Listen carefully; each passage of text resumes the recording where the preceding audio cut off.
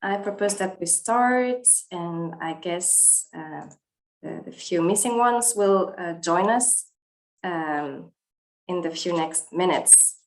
So welcome everybody, welcome to you all to this final conference of the Social Partner Project on reducing respirable crystalline silica effectively in construction. This is a social partner project of the EU social partners in construction, funded by the European Commission. Last year, we already have had a workshop in the framework of this project, which was very successful, very interesting with a lot of participants. So it's really great to see that on this important and very technical and specific issue, we have a lot of experts interested in the matter. So I welcome you on behalf of both FIEC and EFBWW. So FIEC for the European Construction Industry Federation on the employer side, and EFBWW for the European Federation of Building and Woodworkers on the employee side. You might know that we have a long-standing cooperation in the social dialogue at the EU level. We have had many projects together in different fields, and in particular in the field of health and safety. And this is always with the practical approach, with the aim of providing real solutions to contractors and workers on construction sites. In the past, for instance, we have had training modules on asbestos. More recently, we have had also guidance on handling psychosocial risks on construction sites. And today, we will present to you in detail the outcomes of this exercise that we have done in order to tackle silica on construction sites. So you know that the exposure limit value to silica is regulated at the EU level, and we will hear more about it later with the European Commission.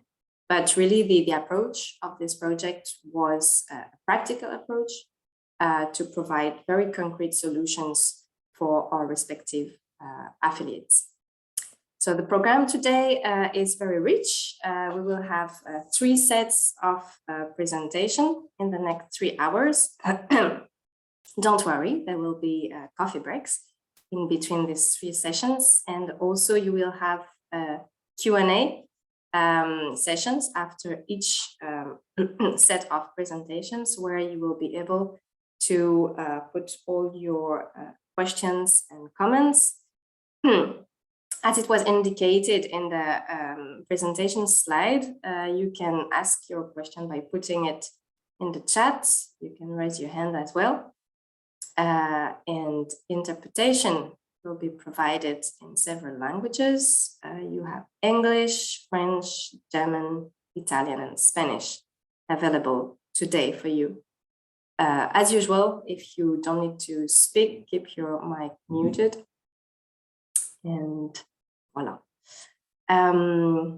So if I don't forget anything at this stage, and without further ado, I will give the floor to our first speaker of the day, Mrs. Zinta Bodnici from the European Commission. She's the Deputy Head of Unit of the Health and Safety at Work unit at DG Employment. But I see that already Rolf raised his hand, so I might have forgotten something. Rolf, yes. Yeah, thank you, Christine, giving me the floor just for 1 minute, I think. And good morning to all of you. Having the floor, I would like the opportunity to welcome all of you and to send the regards of our federation, the European Federation of Building and Woodworkers. I just have one preliminary remark, and that links to what Christine already said. So on European level, the social dialogue plays an important role. maybe not always and from everyone seen that way, but it plays an important role, but has also a very difficult role, because what are we doing in our social dialogue is actual that we try to combine levels and areas on a horizontal level and also on a vertical level. On a vertical level is what Christine already said. Our activities, our projects are very much praxis oriented. So that means we try to, let's say, translate abstract European law into practical activities on company level. So we need to work together between the European level, the national level, sectorial level, and company level. And I think today's audience with more than 100 or about 120 people coming from various levels shows that it is possible bringing people together. And that is exactly what we also achieved with our project. So in the project, in the steering group, we had people from science, from prevention institutions, from companies, workers' representatives, employers, health and safety specialists, and social partners, of course. So that is a bit the vertical level. So we try bringing together people from various levels. And today we have people from authorities, from science. We have prevention institutions, first and foremost, colleagues from company level, putting into practice what we discuss in our projects and giving feedback.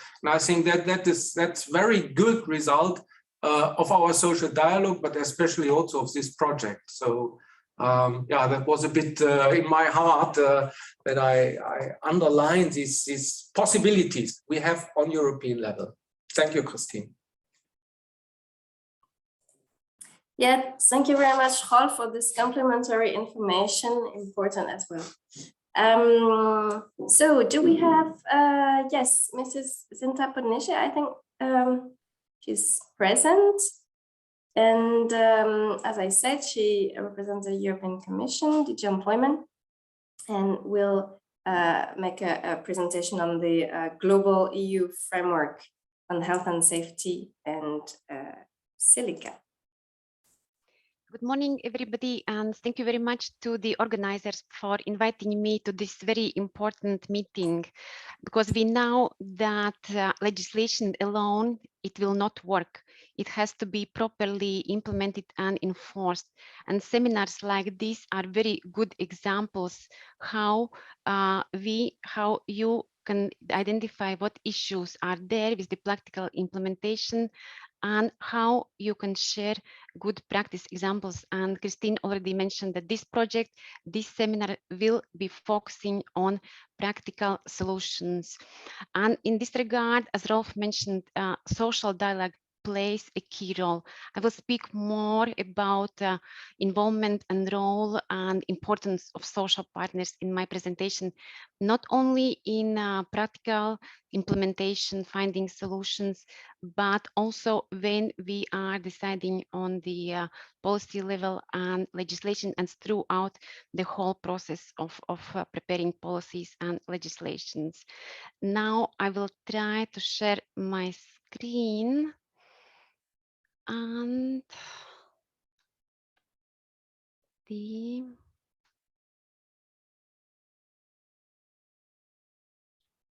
yes, here it is. Share. It's always a bit challenging. Hopefully it will work this time. And looks good. Slideshow. Yes, we can see it.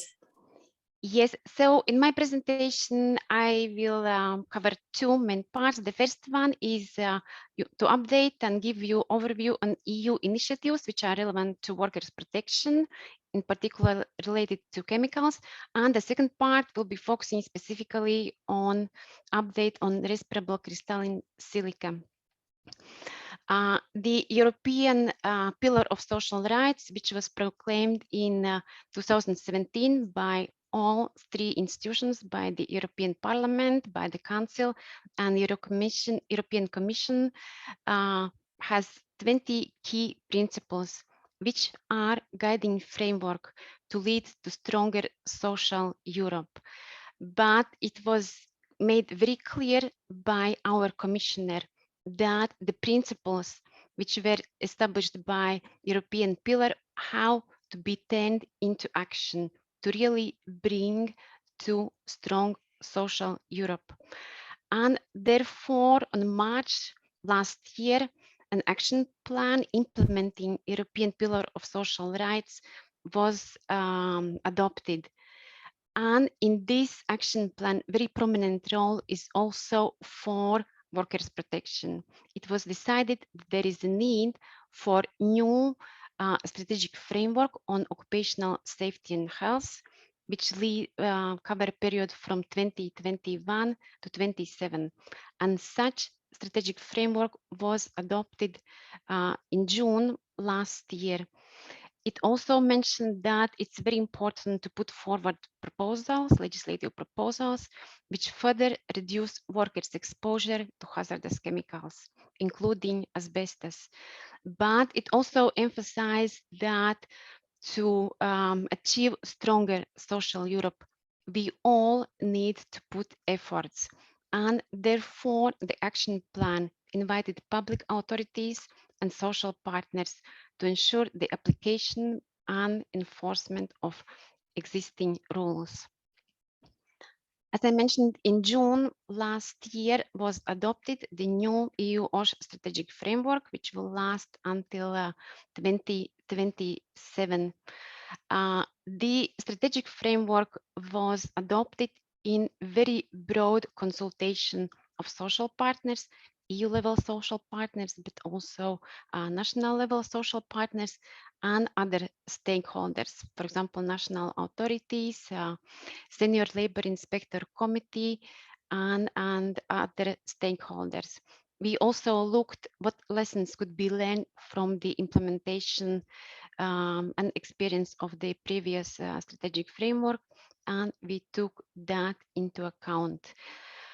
In this strategic framework, which is very strongly emphasized, is the tripartite approach. That all. May I interrupt you? Can you please remove the zoom bars out of the picture because your slides are blocked? Yes, so how do I do that? No. There should be some switches to remove them.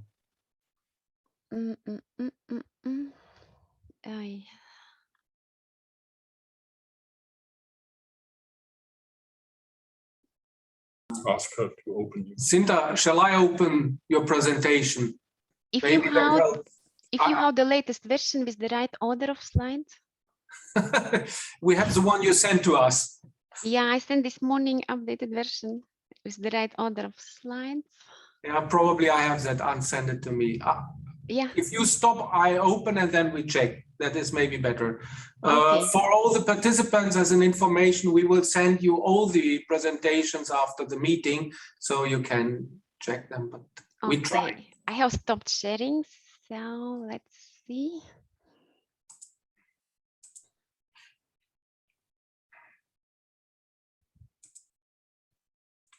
That's better. Is it better? Yeah. Very good. Yes, yeah, we are in this better slide. now. Yes, so this strategic framework has, in this very broad consultation and analysis, has identified 3 key objectives. The first one is anticipating and managing change, which is related to the green, digital, and demographic transitions. For example, talking about green energies, there is increased use of hazardous chemicals such as lead, cobalt, nickel, cadmium, and therefore we have to take appropriate action to, for example, set new or revise the existing limit value for these chemicals. The second key objective is improving prevention of work-related accidents and illnesses, and again, preventing work-related deaths and occupational diseases from exposure of hazardous chemicals is very important, including silica. And the third key objective is focusing on increasing preparedness. And of course, this is in context of the current COVID-19 pandemic, as we cannot exclude situations like this in the future. It also has big focus on chemicals. It recognizes that hazardous substance can be nearly in all workplace, even if we speak about, for example, cleaning products. We don't need to speak only about industry. And millions of workers in EU are exposed to these chemicals. Therefore, we continuously need to take action in this area. And as a follow-up, we plan to adopt new or updated limit values under Asbestos at Work Directive, Chemical Agents Directive, and Carcinogens and Mutagens Directive. This includes asbestos, lead, dicyanides, cobalt, but not only. As I mentioned, the update is continuous. And next slide, please.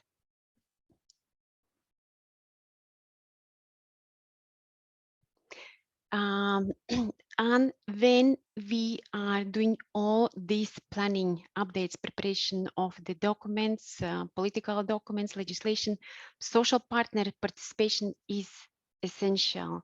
And therefore, we involve social partners in all steps on this process. First, we have two-stage social partner consultation before all legislative proposals in the area of health and safety at work. Then they are also represented in the tripartite working party of chemicals, which is specialized working party of the tripartite advisory committee on safety and health at work, where representatives of workers, employers, and governments from all member states are present. And they prepare draft opinions for this advisory committee on all relevant topics concerning chemicals. They also participate in selecting or giving advice to the Commission on priority chemicals, which should be dealt with in a priority order. And they also respond to public consultations on the draft scientific reports, which are prepared for specific chemicals by the Risk Assessment Committee of European Chemicals Agency. Because before the Commission puts forward the proposal, there is scientific assessment of these chemicals. They also participate in the meetings of Risk Assessment Committee as working party chemicals experts. So when the scientific analysis is done on specific chemicals, they can provide feedback from their knowledge, from their perspective. As a result of these work, opinions on chemicals are adopted in the advisory committee, but they also participate in the external study which support Commission impact assessment, and we also have regular bilateral discussions in DG employment. The next slide, please.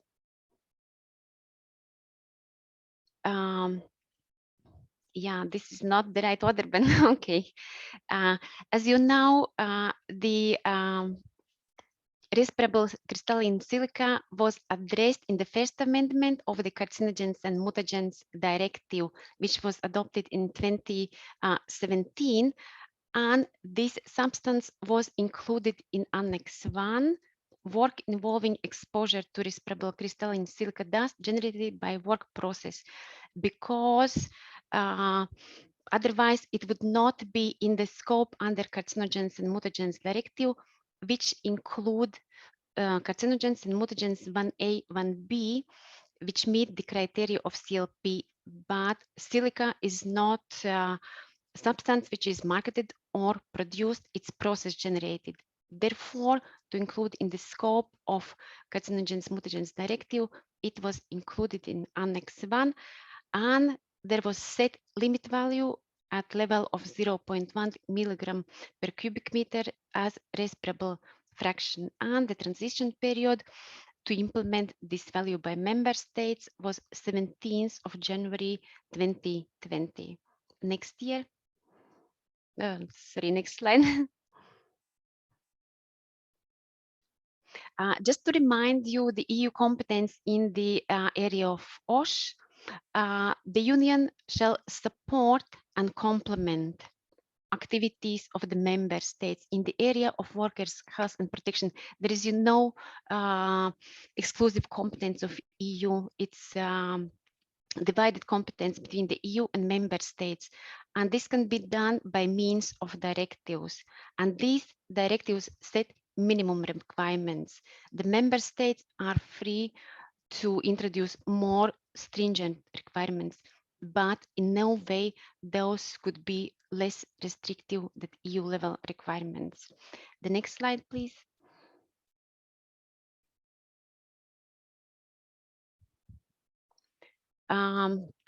The aim, objective of Carcinogens and Mutagens Directive is protection of workers from exposure to carcinogens and mutagens at work, and the scope of this directive in the first place is those carcinogens which meet criteria of CLP as being carcinogen or mutagen 1A, 1B. However, there are substances which can be included in the scope of CMD if they are included in Annex 1, such as crystalline silica, which is not classified under CLP. And the next slide, please. Just to remind you, the main obligations which are placed on employer by CMD directive, and that involves hierarchy of control. So the first measure would be to see if the hazardous chemical could be replaced or substituted. If it's not possible, it should be used in closed systems. And if it's not possible, then the exposure should be reduced as technically possible, as low as technically possible, and in no way it should exceed the set limit value. The next slide, please. Coming back to the silica, it was included in the provisions of the first CMD amendment that Commission shall, as part of the next evaluation, which is usually done under the framework directive, and it's looking at all OSH directives for the period of 5 years to see if there is need to modify the existing limit value.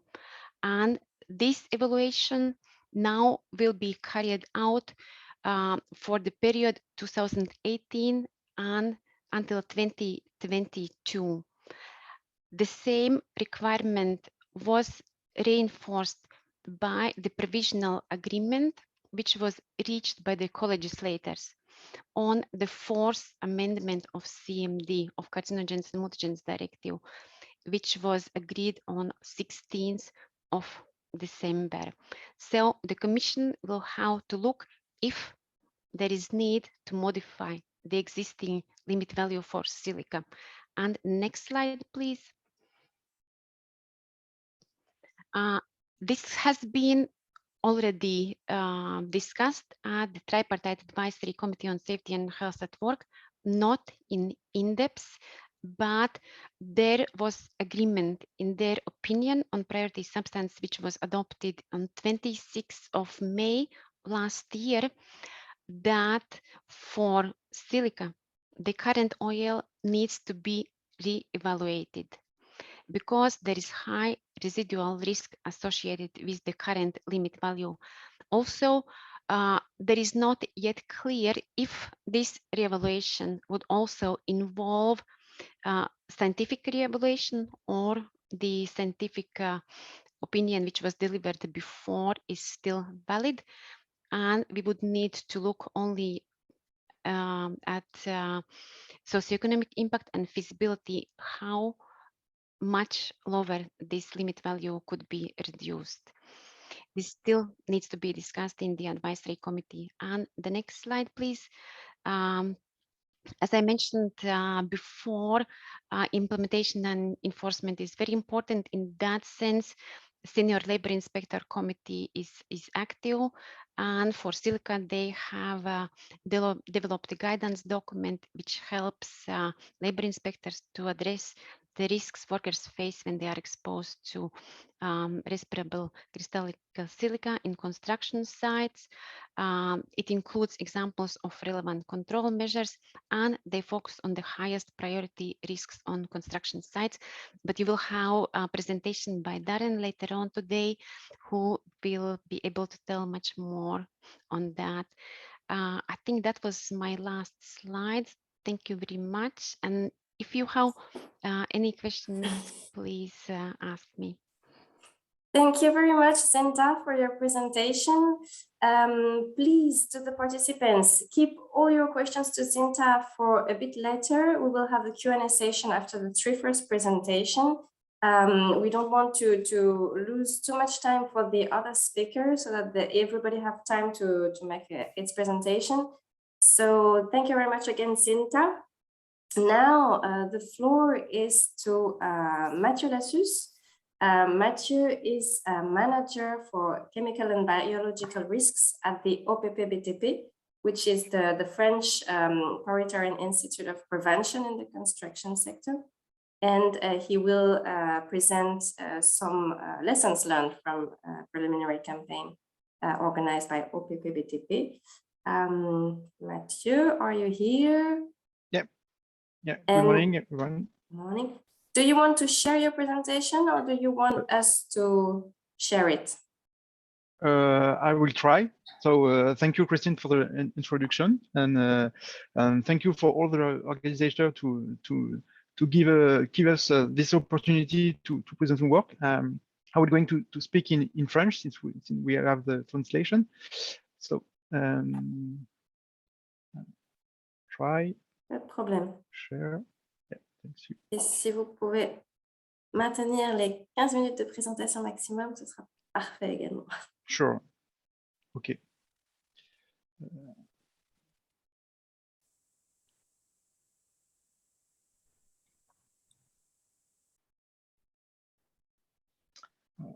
Okay.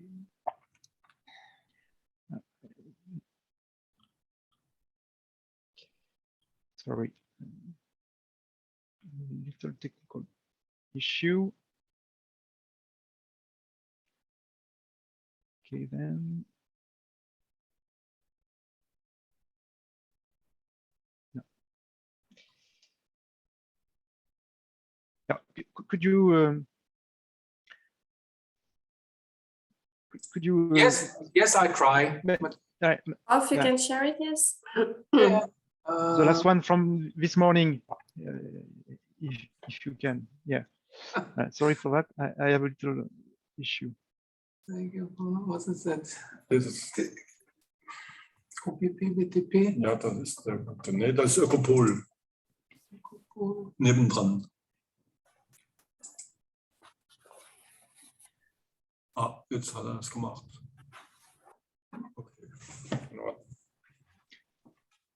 Okay.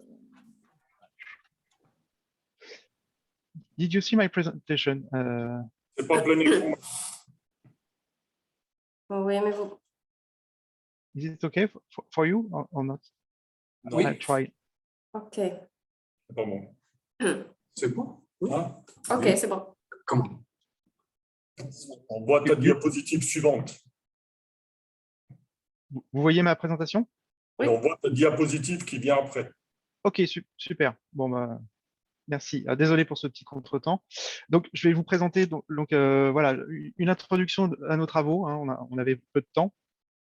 Donc, des actions qui sont menées depuis 2017. Alors déjà, la silice cristalline et les poussières de silice cristalline dans la construction, il y a énormément de sources différentes, hein, que ce soit des matériaux naturels ou des matériaux fabriqués. On a une grande hétérogénéité de situations qui seront évoquées aussi au cours de cette matinée. Au niveau des matériaux, donc une grande variabilité aussi de la teneur en silice cristalline. Hein. Vous avez des roches très riches en silice cristalline et d'autres non. Les travailleurs et les préventeurs n'ont pas forcément conscience aussi de la teneur en silice cristalline. Donc, on a eu quelques études, notamment de l'ANSES, notre organisme national, qui avait fait un bilan aussi un petit peu des différents types de roches et des teneurs en silice cristalline. Un des points récurrents, c'est une relative exposition et des niveaux d'empoussièrement supérieurs dans le cadre des rénovations de sites, hein, par rapport à la construction aux nouvelles constructions.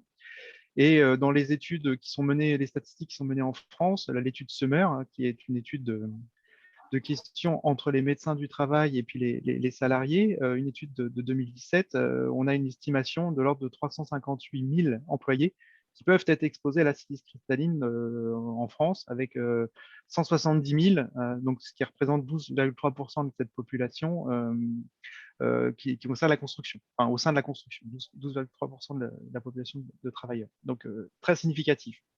Donc on a une préoccupation au niveau des secteurs de la construction. Comme l'a rappelé Zinta ce matin, des évolutions réglementaires depuis 2017 qui vont vraisemblablement se poursuivre dans les prochaines années. Et parallèlement à ça, finalement, assez peu d'informations sur les niveaux d'empoussièrement, même si on a des préoccupations et qu'on connaît l'enjeu, mais on n'a pas forcément réussi à complètement objectiver tous les risques de ces situations.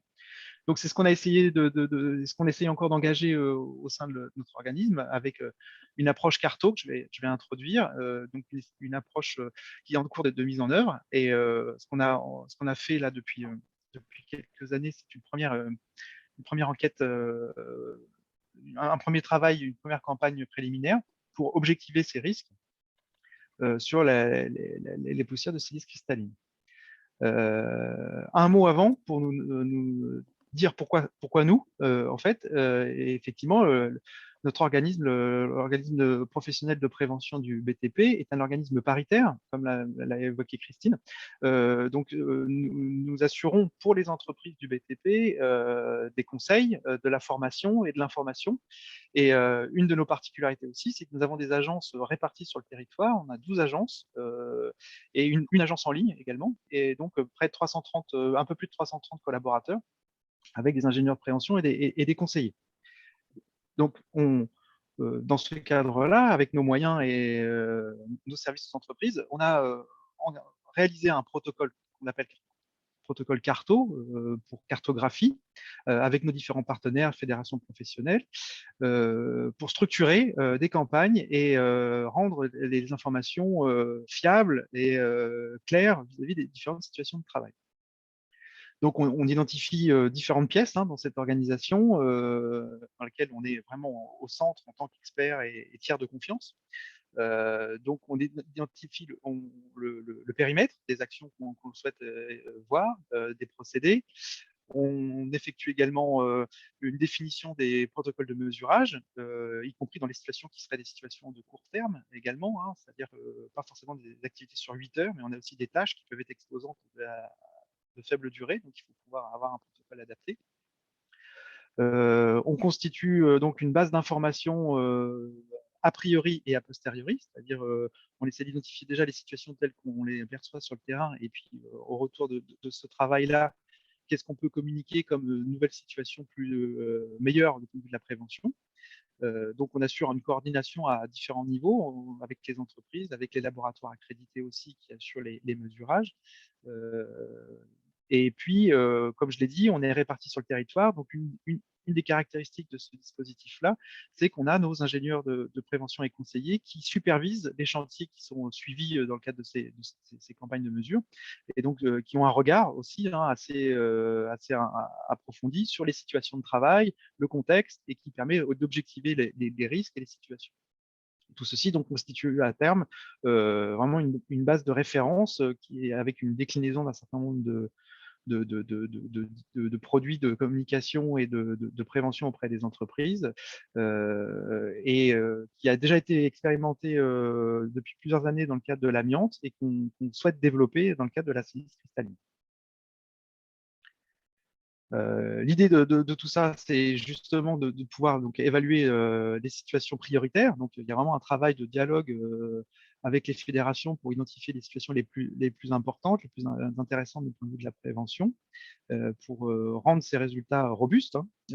Et surtout, l'un des points importants aussi dans ce type d'approche, c'est qu'on puisse vraiment faire des économies d'échelle et favoriser une approche de branche, vraiment d'avoir des bonnes pratiques qui soient diffusées au sein des entreprises suite à ce travail de mutualisation et éviter finalement la charge individuelle de chaque entreprise d'assurer ces mesurages. Enfin, c'est une optique de progrès collectif et de compilation de ces données. Pour faire court. Et donc là-dessus, comme je l'ai déjà dit, on est là en tant qu'expert technique et donc on assure vraiment le support auprès des entreprises, des fédérations, et on facilite ce dispositif et la diffusion des bonnes pratiques qui en découlent. Donc, dans le cadre de notre campagne préliminaire sur la silice cristalline, on a défini avec les fédérations, avec nos différents partenaires, les groupes d'exposition similaires, hein, au sens de la norme EN 689 qui avait été suivie, hein, notamment, pour identifier les groupes de travailleurs qui puissent être bien analysés, les différents matériaux, les moyens de protection collective aussi et les métrologies associées. La supervision, j'ai déjà évoqué ce point-là. Et donc, on a défini un protocole adapté. Alors, ce protocole, au niveau de l'échantillonnage et de mesurage, on s'est intéressé aux 3 types de mesures classiques, à savoir les poussières inhalables totales, les poussières respirables aussi totales et les poussières respirables de silice cristalline. Chacune ayant des valeurs limites d'exposition professionnelle, et le suivi s'est fait évidemment à la zone de respiration des opérateurs. Le système de collecte se fait par un CIP10, donc ça je ne rentrerai pas dans cette technique-là, mais voilà, ça a été le collecteur retenu. La contrainte dans le cadre de ces situations de travail, c'est le fait qu'il ne peut y avoir que deux pompes et 2 systèmes de capteurs pour ne pas gêner trop le travailleur dans ces opérations. Donc quand on avait une situation de travail d'intérêt pour la journée entière, 8 heures, les 2 pompes tournaient en permanence et donc on pouvait faire l'ensemble des 3 mesures. Dans le cadre des situations qui avaient un intérêt pour un suivi également de court terme, à ce moment-là, l'une des pompes était arrêtée juste pour identifier les niveaux d'exposition de la tâche. Et donc, dans ce cas-là, compte tenu de ces contraintes-là, on ne s'intéressait aux poussières respirables, donc totales, et puis poussières respirables de silice cristalline.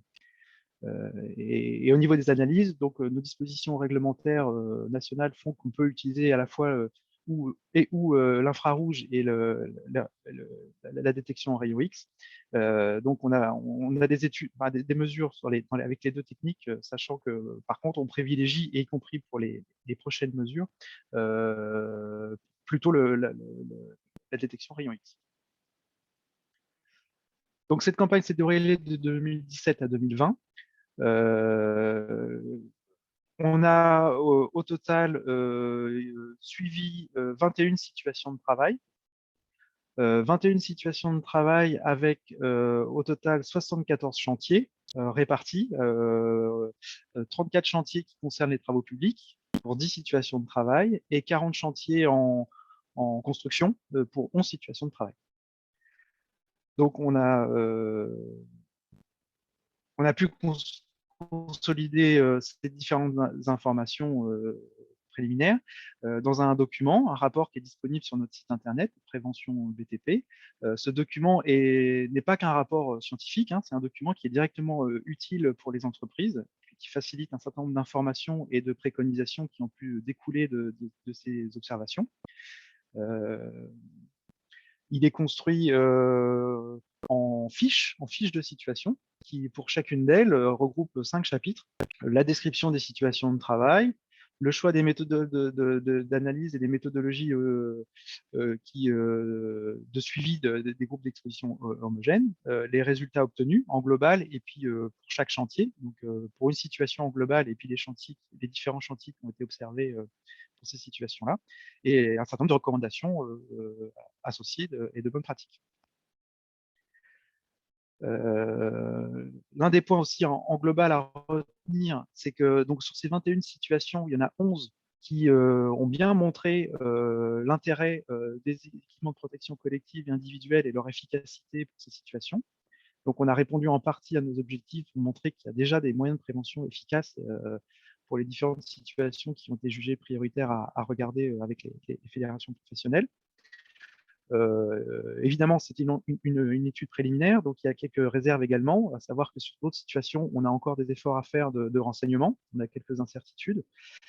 Et donc, parmi ces 10 situations encore à travailler, on en a 5 notamment, donc la moitié, qui font l'objet encore de recherches, qui vont faire d'approfondissement sur les moyens de protection collective qui pourraient être mis en place pour améliorer encore l'abaissement des niveaux des expositions des travailleurs.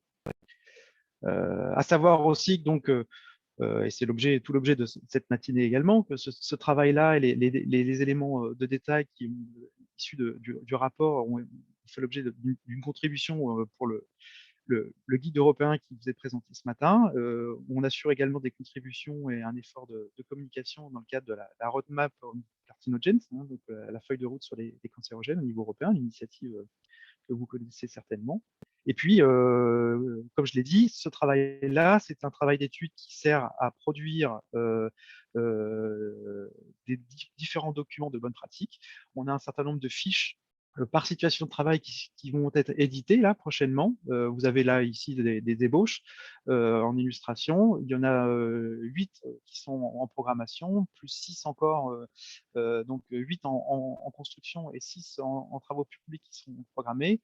Et on programme également de nouvelles campagnes. On a des actions en cours là, que je ne pouvais pas aborder aujourd'hui, mais nos campagnes se poursuivent de mesurage. On a également des actions de recherche, de tests de moyens de protection et d'activités de recherche avec les fabricants aussi, les fabricants de systèmes de captation, d'outillage pour améliorer encore justement le captage à la source. Et puis, nous allons programmer encore un certain nombre de valorisation de nos travaux avec différents documents disponibles sur notre site prévention BTP. On va essayer aussi de mettre en avant aussi la prévention et performance, qui est un concept qu'on développe beaucoup au sein de l'OPPBTP.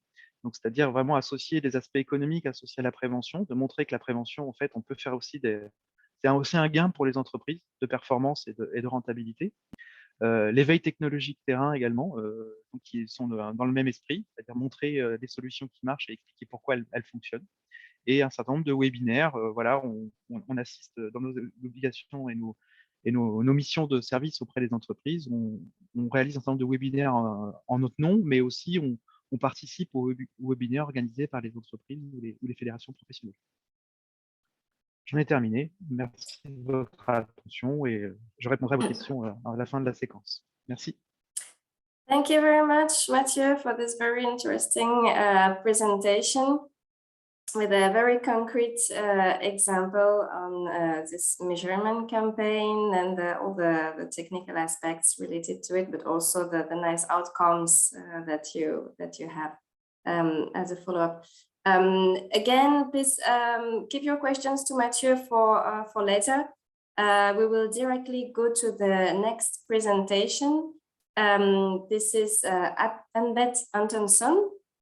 So Anbeth is an independent OSH expert, and she's also a former university professor. She has a long-standing practical and theoretical experience in the field of silica. And she will give us her scientific eye on workers' exposure to respirable crystalline silica today. She has been also involved in the steering group of the project as an expert. So Anbeth, please, the floor is yours. Thank you. And I've started sharing my presentation. I hope you can see it. Yes, very good. Okay. I've been working as a scientific expert in the project, and I will start with the things I appreciate and agree with in the project. And to start with, it is very difficult to evaluate exposure to respirable crystalline silica, RCS, at construction sites. The work varies a lot. And even if you look at the profession, a construction worker can do a lot of different work tasks during the day. And the OEL is the average exposure during an entire working day. And during that working day, many more or less dusty operation may have been conducted for a shorter or longer period of time. So this complexity is very important to remember. But then, in order to be able to deal with the complexity, it is good to focus on work tasks, which has been done in the project, and the exposure during the work task. And also during work task, exposure may vary a lot. I agree that integrated exhaust in machines as well as wetting are good control measures. But in many cases, some cases, these measures are not sufficient, or maybe not even possible, especially wetting. There is a limitation to how much wetting you can use when you're working indoors, for example. So there are several cases, several work tasks where additional measures are needed to keep exposure below the OEL. And I do not agree that air cleaners is a good complementary measure. And but your slides are not moving.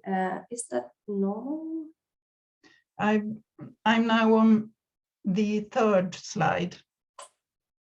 We still see slide 1. Okay, maybe I should stop presenting then. Shall I take over? Okay. Unbent. Now it works. Now it works. Not the right. Okay, then I'll try continuing like this. Do you see the third? Yes, now we see the third. Yeah. And in the report, there are frequent recommendations to use air cleaners to reduce risk for exposures exceeding the OEL. And as I can see, there is no evidence supporting that conclusion. There are no measurements showing that air cleaners can reduce high exposures. And the reference given is that people in the construction industry think that air cleaners are effective and good. But when it comes to the respirable particles, it's not possible to see or sense the presence of such particles in air. Only measurements can evaluate the effects in a reliable way. So my conclusion is that advice to use air cleaners can give a false impression of safety and may increase the risk of silicosis and other diseases related to RCS exposure. Now I'll do it like this to move to the next slide. Yeah, it works. I show these examples of air cleaners.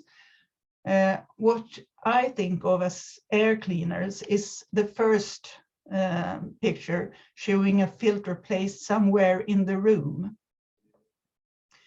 But there are other ways of using air cleaners too.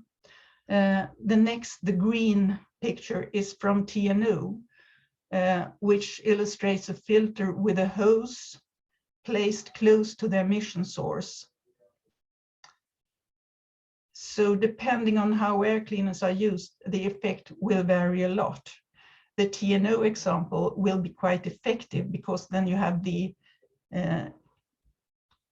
exhaust.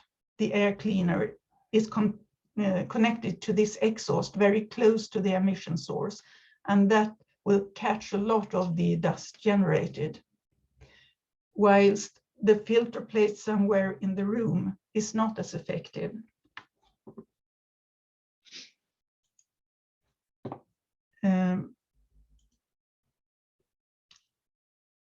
The filter placed somewhere in the room will reduce the background concentration in the room, but has marginal effect on exposure for those working with the highest exposure, and that's the people, the construction workers conducting the dusty work. The concentration is always highest close to the source. But a filter with a hose placed close to the emission source, as the TNO example illustrates, can reduce exposure if the intake of air is placed very close to the source, emission source, and if the airflow is high enough.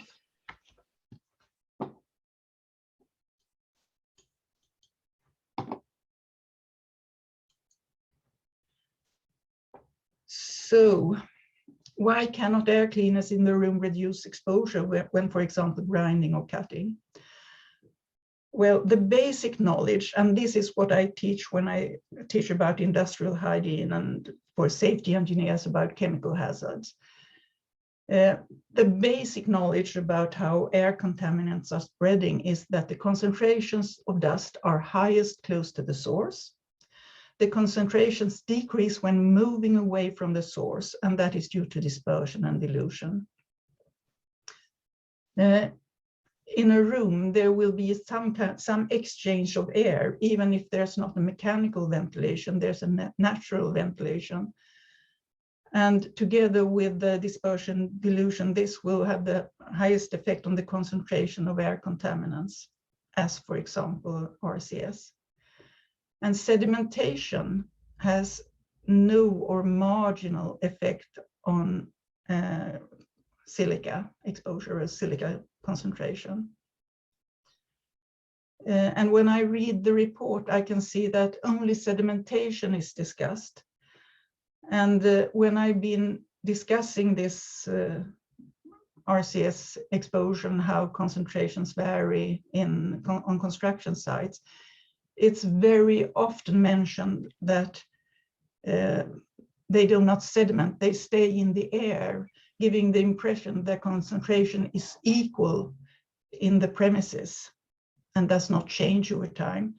And I've been doing a lot of measurements with direct reading instruments, and I can see that at construction sites, as on other work sites, concentrations are highest close to the emission source and much lower a bit away from the emission source.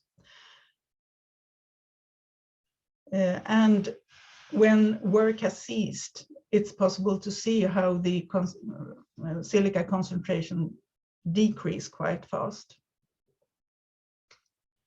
And some basic knowledge about ventilation.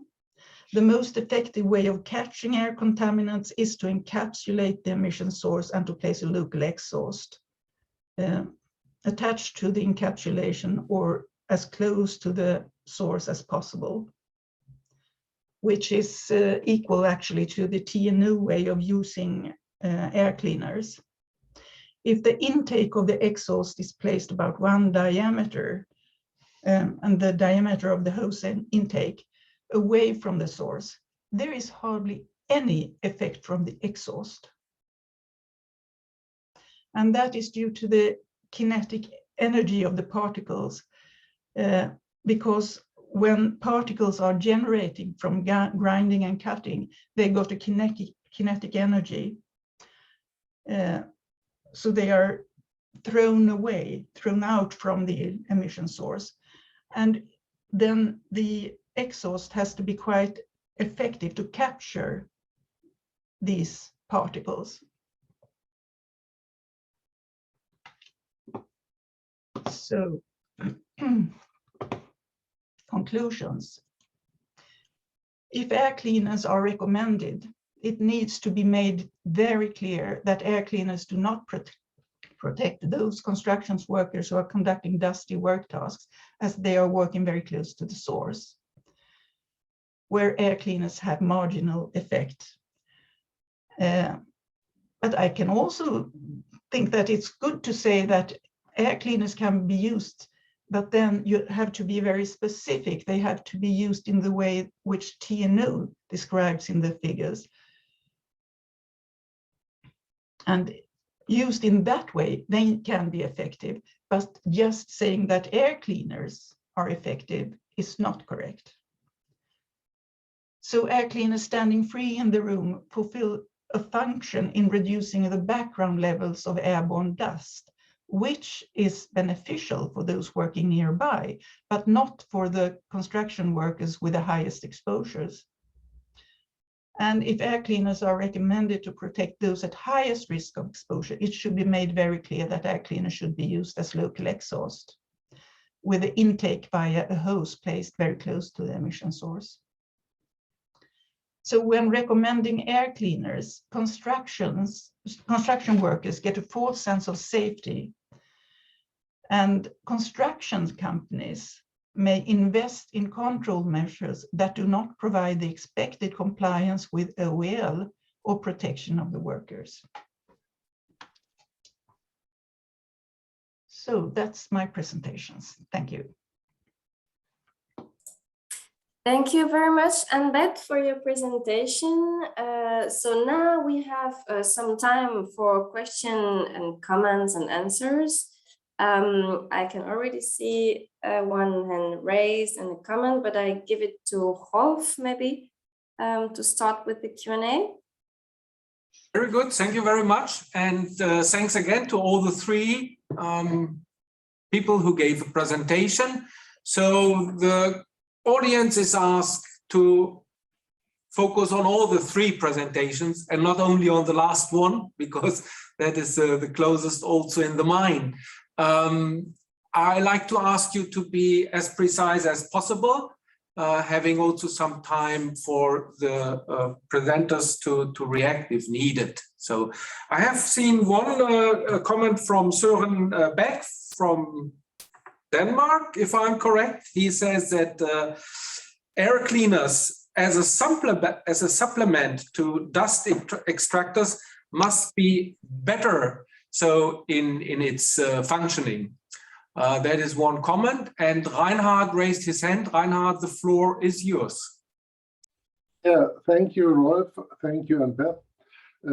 I'm talking as president from ISCO. We participated at the project ever since from the beginning within the steering committee.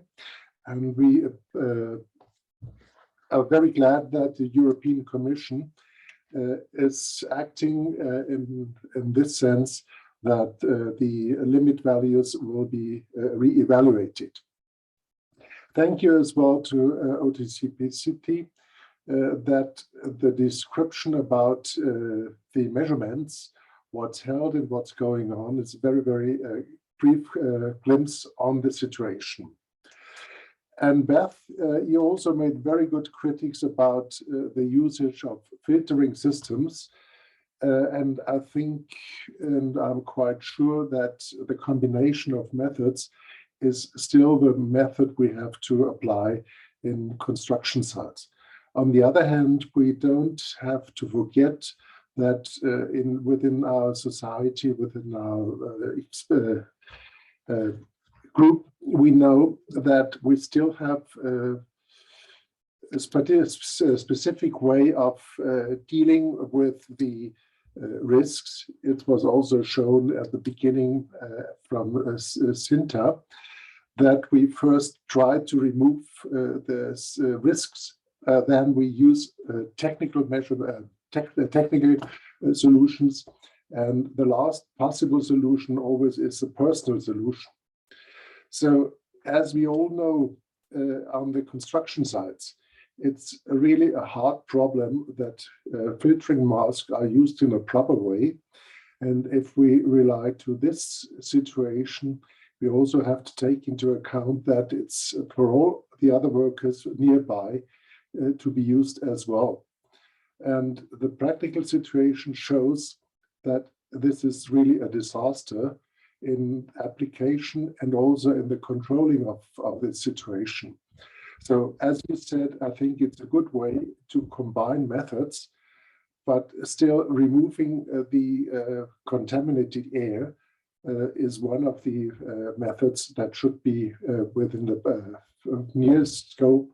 And of course, if you have a very, very strong source, you need to try to diminish the exposure at the source as well. Thank you. Thank you, Reinhard. Next is Pascal.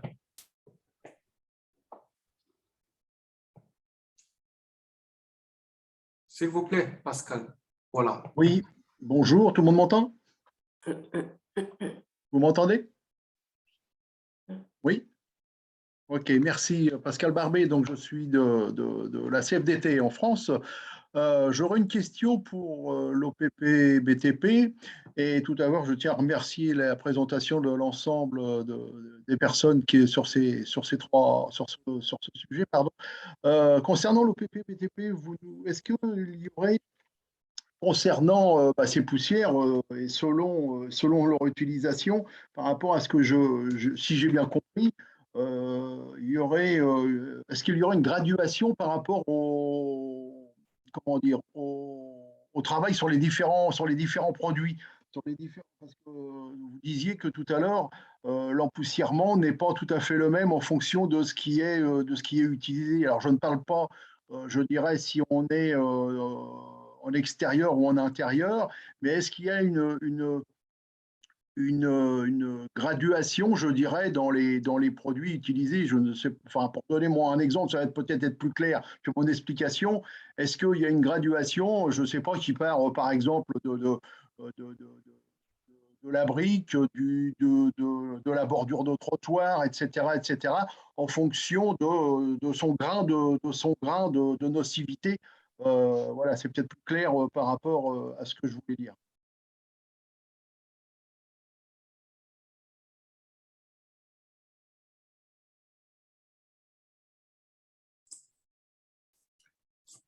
Thank you, Pascal. So you raised the question directly or directed to Mathieu. Mathieu, do you like to take the floor now?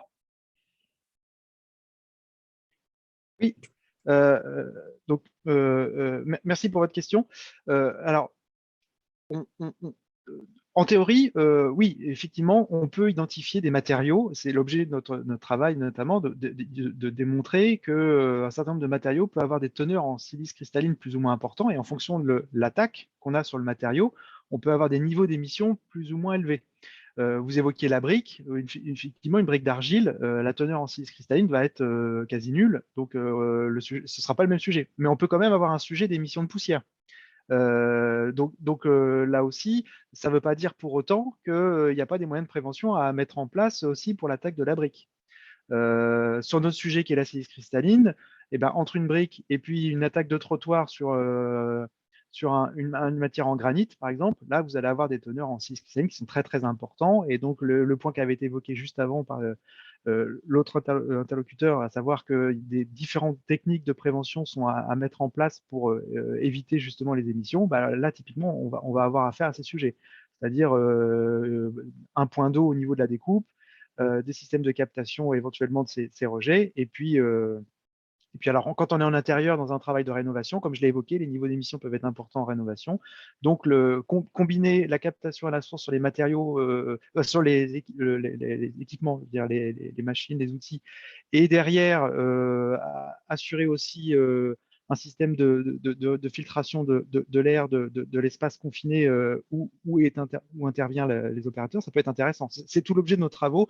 Ce que je n'ai pas évoqué dans le détail parce qu'on n'avait pas le temps, mais on a aussi des projets de recherche pour justement faire les études des situations de travail, étudier vraiment avec d'autres instituts techniques et scientifiques pour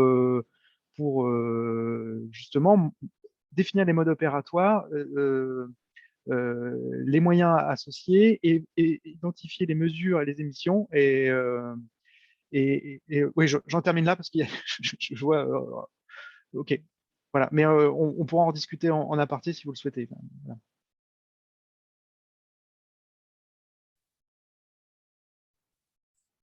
Thank you, Mathieu. I mean, it is a very complex issue, and you could, you could talk about it probably easily half an hour or 1 hour with Pascal. But it's a good idea. You can also bilaterally or via our steering group raise this question again. We have further questions. The first one is from Fernando Sigos, asking, what is the EC timeline for the discussion about the re-evaluation of the silica dust occupational exposure limit value. And I think this question goes directly to Zinta. And I would add another question. So we all know that in terms of numbers, most workers in the EU who are exposed to respirable crystalline silica dust are in construction. It is 75 to 80% of all workers. The other 15–20% come from different sectors. And from these other sectors, we have a coalition, the NAPSI coalition, which is also trying to reduce exposure. And the work of this coalition is very much supported by the European Commission, also financially. My question, added to the one from Fernando, is we need to continue this work. You have seen the problems also raised by Unbed. We don't know everything. We have so many diverse activities, and some of the activities we call red areas. Even using the best available technology, we are not able to keep the limit value. That means we have to work on various areas, better, or let's say innovation in techniques, but also prevention strategies and so on. Our question is the Commission willing to support us as social partners of the construction sectors, covering most of the workers concerned, to support this activity? Is two questions. And then another question from Søren Beck that goes again to Mathieu. Is there a translated version of the very exciting report you have carried out? That is probably easy to answer, but first, Zinta, please take the floor. Yes, thank you very much for the question concerning the revelation. As I explained in my presentation, it was agreed by the co-legislators to ask the Commission to do this revelation during the next evaluation of the implementation of EU OSH directives.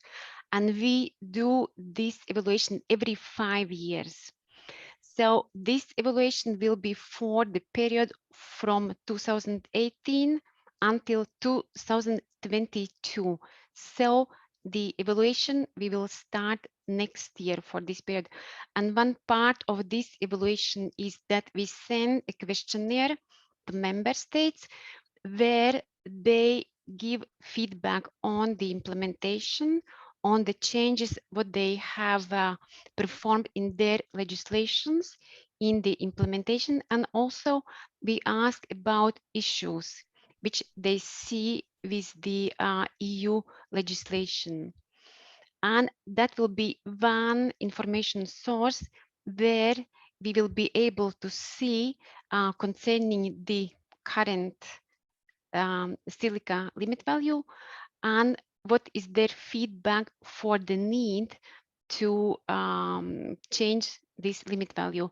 And maybe they have already ideas which limit value should be changed to and how to do that. So that will be one information source, and we will do that evaluation next year. Then there is other issue we will discuss with the tripartite working party on chemicals to see if the current scientific opinion, which was basis for the current limit value, is still valid, or if there is new scientific evidence. And therefore, we would need to ask the Helsinki agency, the risk assessment committee, to do new scientific assessment, because when we prepare new proposal, we take several steps, and one is scientific assessment, but we also look at socioeconomic impacts and feasibility at measurements, also measurability. All these elements are discussed when we are preparing proposal. And the tripartite input is very important because they know the real situation. I hope that replies the question for the evaluation. And then for support to the sectoral social partners, I think already this project is very good example of supporting social partners in this area. And of course, there are programs which can be used, and I think there are programs which are specifically made available to the sectoral social partners, but maybe my colleague from the Social Dialogue Committee could give more details on that. But in addition to that, there are other programs, for example, EU research programs, where also health and safety at work is included. And you could apply to these programs and do the research projects, because I could see from these presentations that, for example, exposure measurements are not that simple and straightforward, as well as related preventive measures.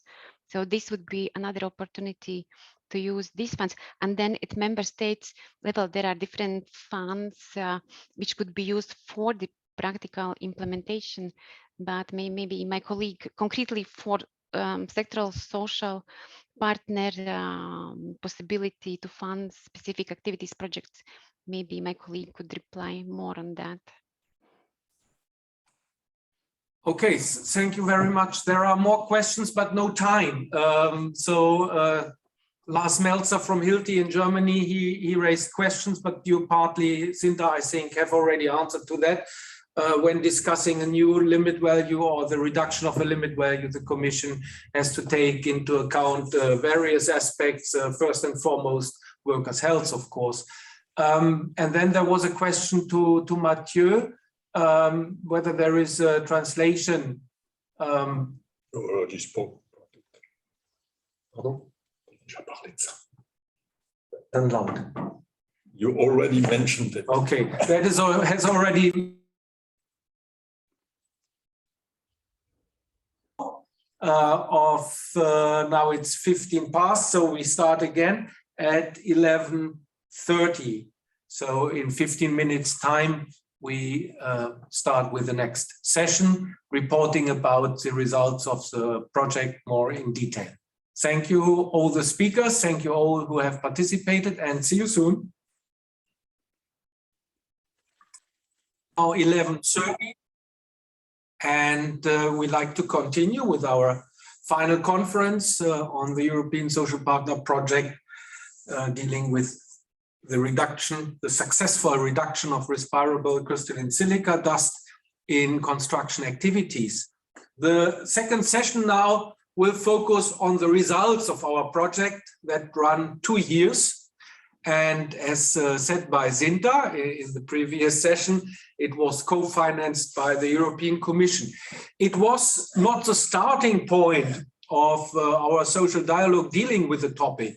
Already a year ahead or 2 years ahead, we were discussing the possibility of seeing a new occupational exposure limit value for respirable crystalline silica, and both parties even saw we had different views on that.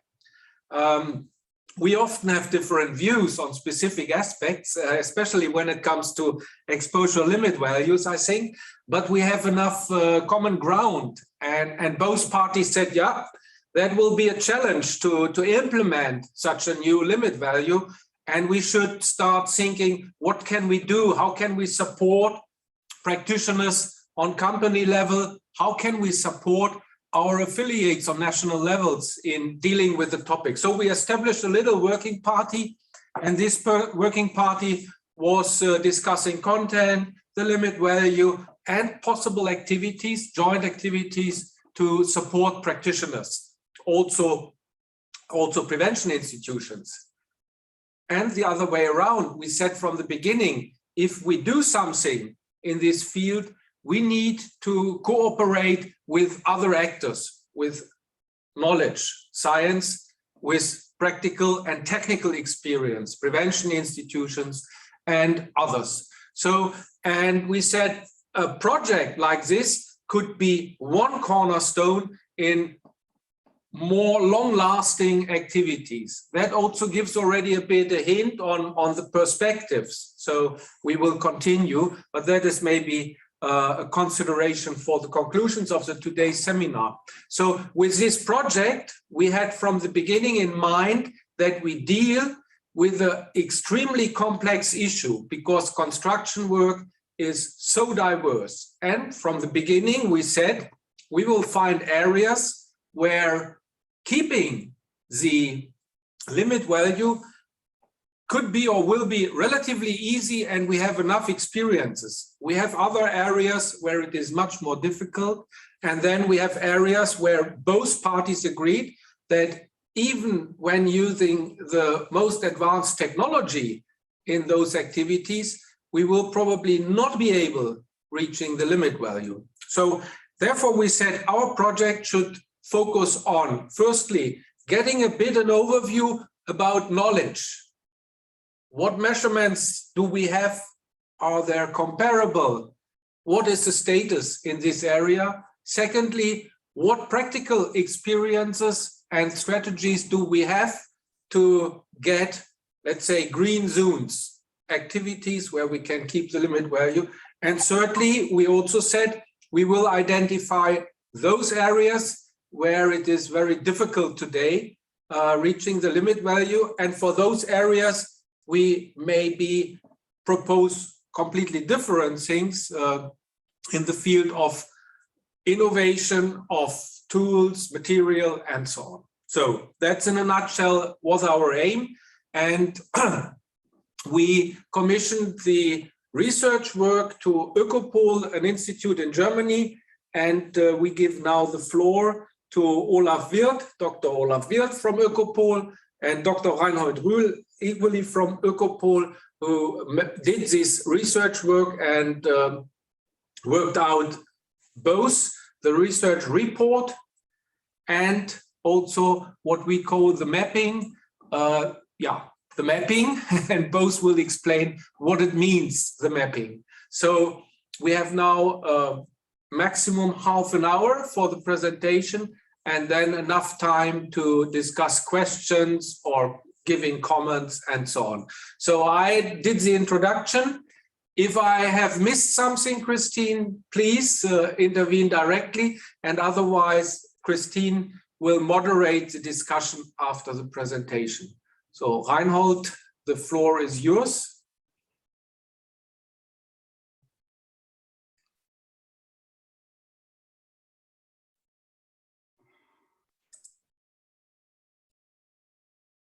Vielen Dank, Rolf. Ich bin, möchte ich am Anfang erwähnen, sehr erfreut, dass mehr Stop. I think we face the same problem as last time. So we see your PPP, but it doesn't move. It's not the presentation. Shall I open? Or will you try again? Stop. It is frozen.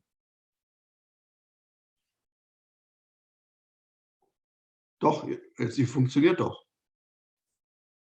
We don't have your presentation. Now, does it work? No, we don't have your presentation. Okay. Okay, Rolf, dann mach. Machst du's. Ist das Ökopol? Ja, ja. Das ist Ökopol, ja.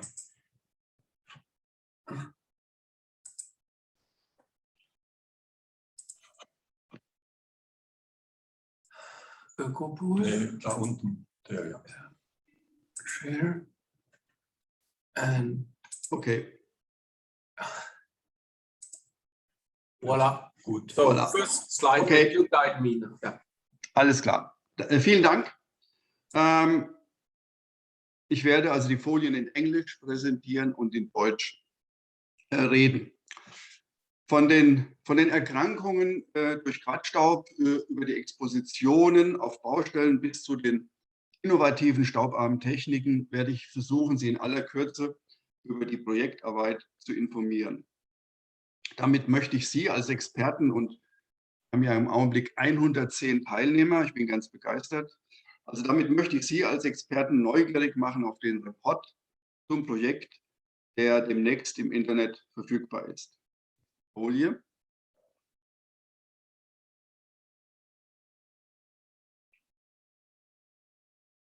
Nächste, sorry. Rolf.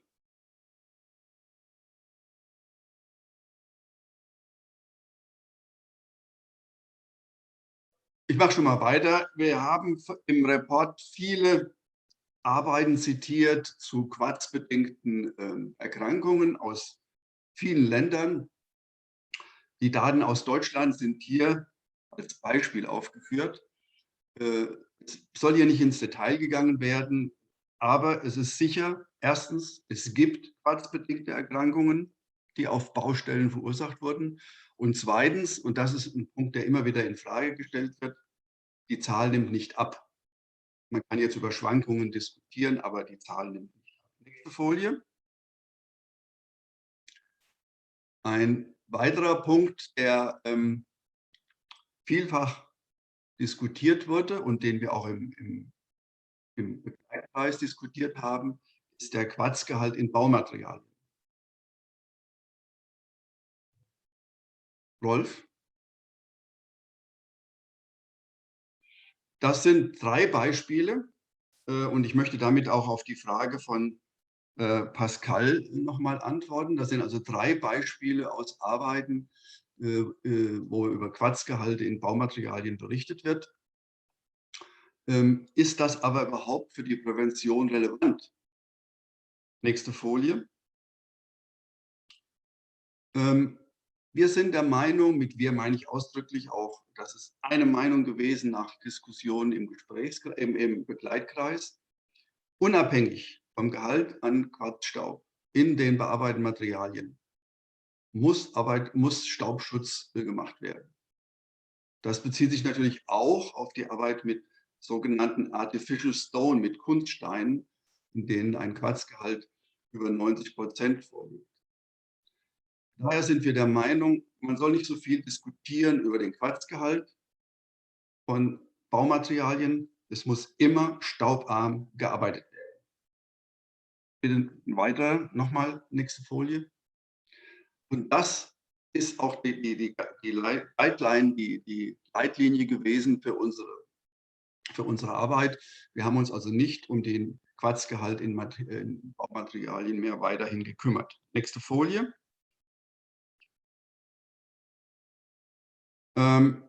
Es gibt in Europa sehr unterschiedliche Grenzwerte für die Stäube, die wir betrachtet haben, nämlich einmal den Quarzstaub, einmal den alveolengängigen Staub und einmal den einatembaren Staub.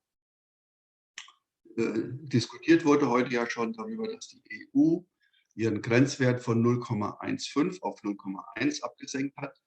Aber man sollte bei der Betrachtung von Stäuben auf Baustellen immer auf alle diese Stäube schauen, weil wenn der Grenzwert für einen Staub eingehalten ist und der andere überschritten ist, müssen auch Maßnahmen ergriffen werden.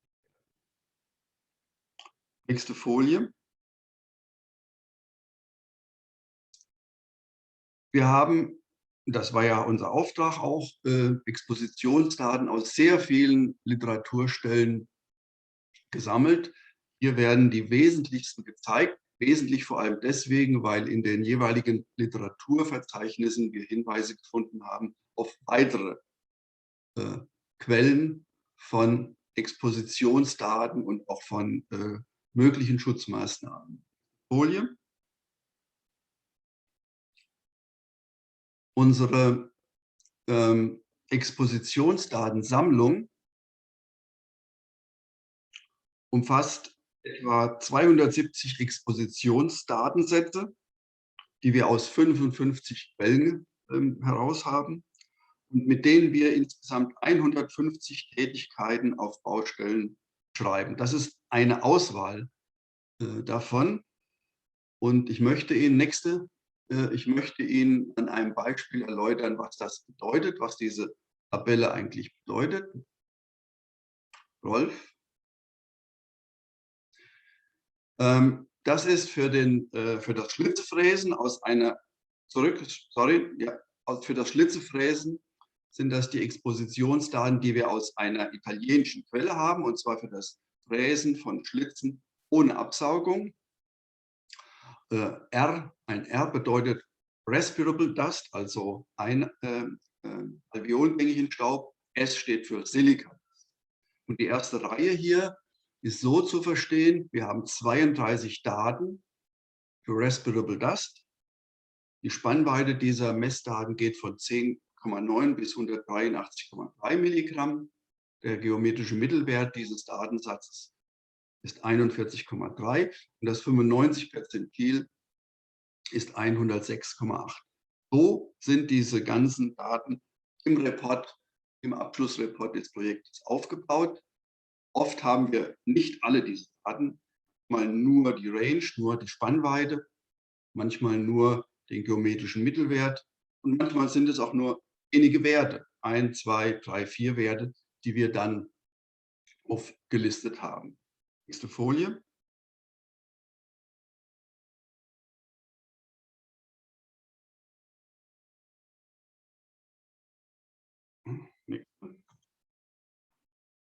Aus diesen Daten kann man Folgendes schließen. Es gibt ausreichend Daten, die zeigen, dass die Staubexposition, egal welchen Staub man betrachtet hier, zu hoch ist, wenn ohne Schutzmaßnahmen gearbeitet wird. Und es gibt viele Daten, die zeigen, dass wenn man mit Schutzmaßnahmen arbeitet, die Staubexposition deutlich, zum Teil über 90% reduziert wird. Nächste Folie. Wichtig ist aber, dass wir nicht nur Expositionsdaten für unsere Empfehlungen, für das Mapping, auf das ich noch komme, genutzt haben, sondern auch, und das ist ganz wichtig, praktische Erfahrungen. Was ich damit meine, möchte ich Ihnen an 3 Beispielen erläutern. Hier sehen Sie Messungen beim Abbau von Gerüsten. Das ist eigentlich ein ganz gutes Datenkollektiv von mehreren Baufirmen auf mehreren Baustellen. Und sowohl für den Quadsstaub, RCS, Respirable Crystalline Silica, als auch für den alveolengängigen Staub wurden nur Werte gefunden unter der Nacht.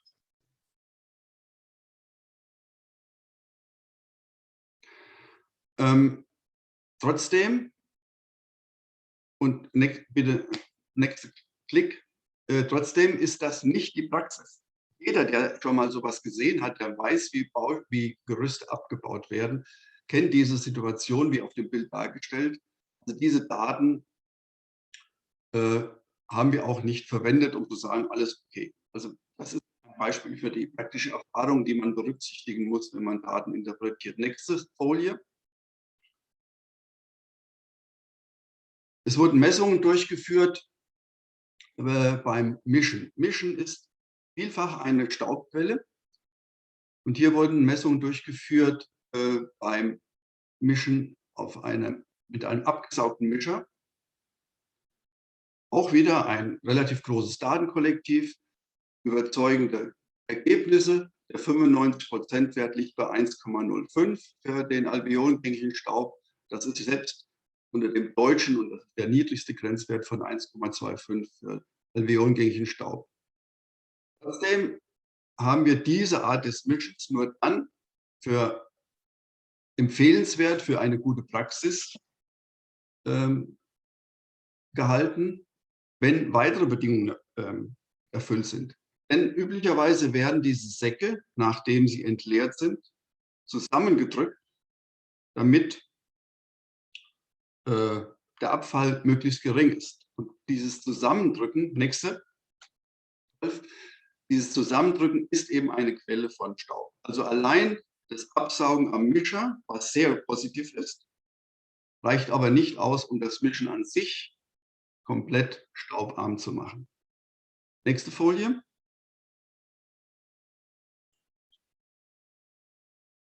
Für diese hier abgebildete und andere staubarme Techniken haben wir manchmal keine oder nur wenige Expositionen. Die praktischen Erfahrungen zeigen aber, dass die Anwendung solcher Maßnahmen die Exposition zumindest deutlich verbessert. Bitte nächster Klick. Und der nächste. Daher haben wir solche Techniken bei der Ableitung der guten Praxis berücksichtigt.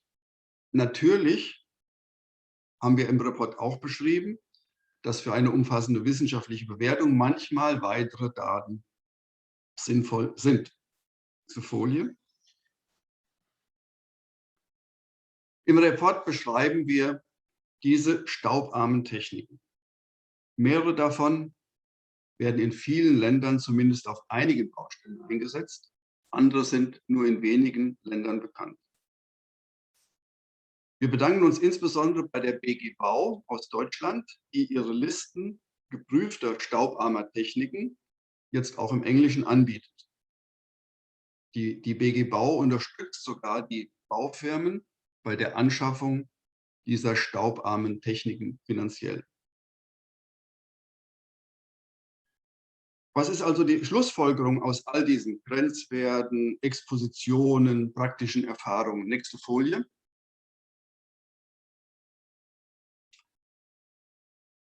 Es gibt viele Papiere, die Maßnahmen beschreiben. Oft wird aber, weil man nicht bei allen Messwerten unter dem Grenzwert liegt, als zusätzliche Maßnahme Artenschutz vorgeschlagen oder gefordert. Für uns ist natürlich besonders wichtig das SLIC-Papier, das Papier der Senior Labor Inspectors Committee, also das sind die Gewerbeaufsichtsbeamten Europas, wenn ich so mal sagen darf. Sie stellen fest, dass Artenschutz häufig ein wesentlicher Bestandteil der Schutzmaßnahmen ist, zusätzlich zu technischen Schutzmaßnahmen. SLIC erwähnt auch, im Gegensatz zu vielen anderen Papieren, dass Artenschutz tragen, dass Artenschutz verwenden mehr bedeutet als einfach mal eine Maske. SLIC sagt, viele dieser Masken sind Einschichtprodukte und sollten daher nicht länger als einen Tag verwendet werden. Wir beschreiben im Report, was Artenschutz tragen wirklich alles bedeutet. Unter anderem, es muss der richtige Artenschutz sein. Es muss für jede Person für jeden Tag ein neuer Artenschutz, eine Artenschutzmaske zur Verfügung stehen. Man muss prüfen, ob die Arbeiter physisch in der Lage sind, Artenschutz zu tragen. Man muss prüfen, ob der Artenschutz dann auch richtig eingesetzt wird. Eventuell müssen Tragepausen eingehalten werden und so weiter und so weiter. Nächste Folie.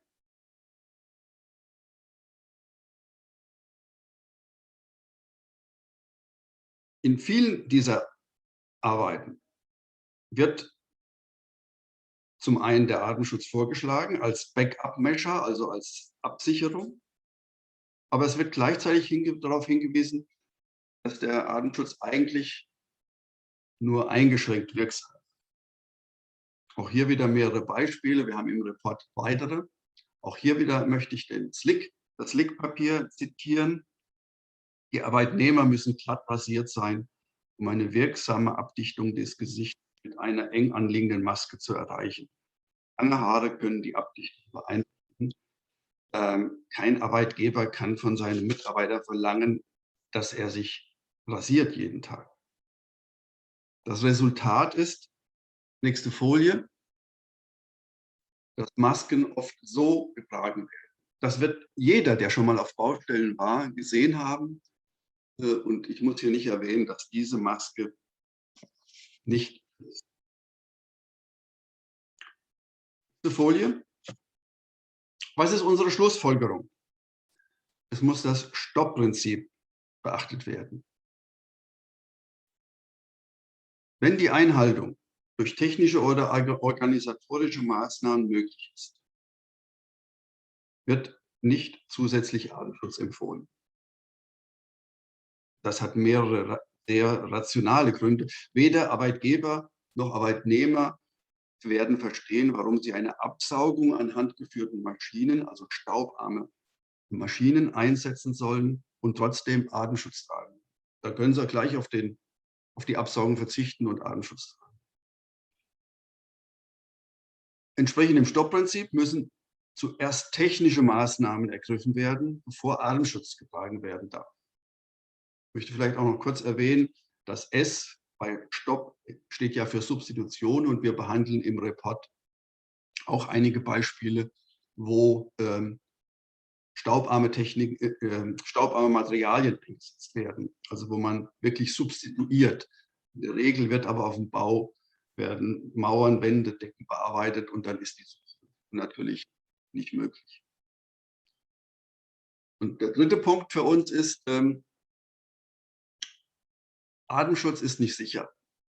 Und das heute ist ja die Mode, Bart zu tragen, aber unabhängig davon wird, wie ich schon erwähnt habe, Atemschutz, naja, sagen wir mal, sehr merkwürdig eingesetzt.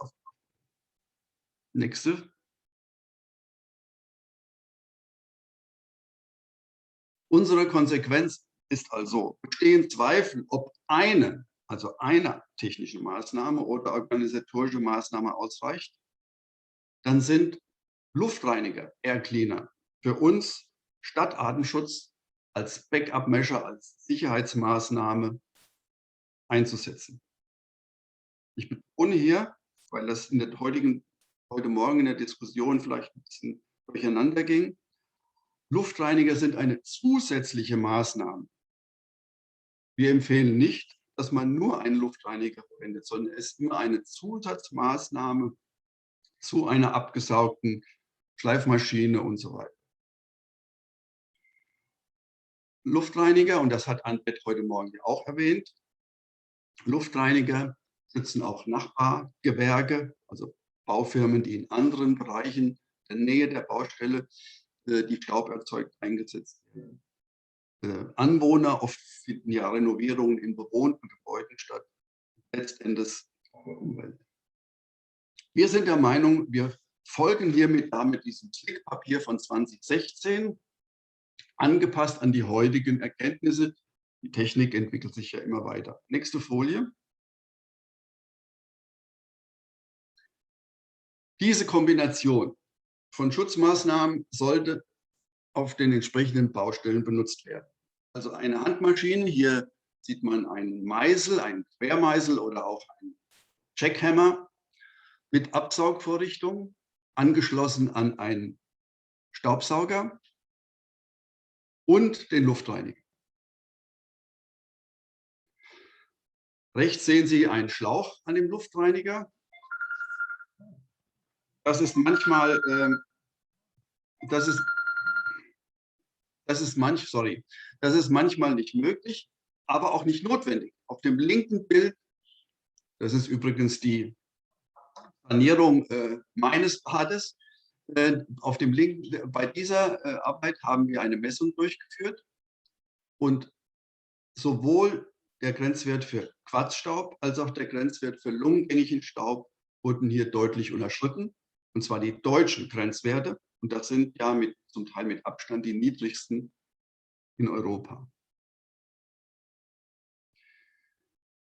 Natürlich, und ich bin dankbar, dass Annette darauf noch einmal hingewiesen hat, natürlich müssen alle diese Geräte, wie auch sonst auf Baustellen, entsprechend den Vorgaben der Hersteller verwendet. Darauf weisen wir auch ausdrücklich im Report hin. Nächste Folie.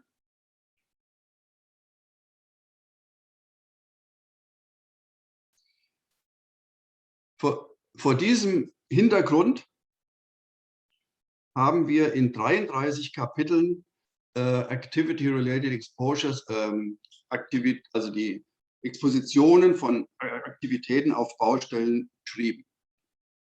Noch nächste. Hier ein Beispiel, wie das aussieht für Strahlarbeiten. Das ist immer nach dem gleichen Prinzip aufgebaut. Es wird kurz die Tätigkeit, also hier das Strahlen beschrieben, möglichst mit einem Bild, dann die Expositionsdaten, die wir zu dieser Aktivität finden konnten und schließlich die Konsequenzen aus diesen Daten. Nächste.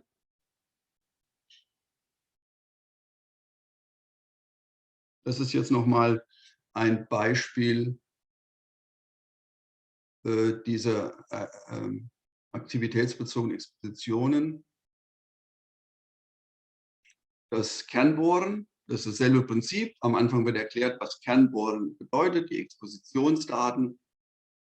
und die Lösungen, die es gibt und unsere Empfehlungen möglichst eben auch mit Bildern.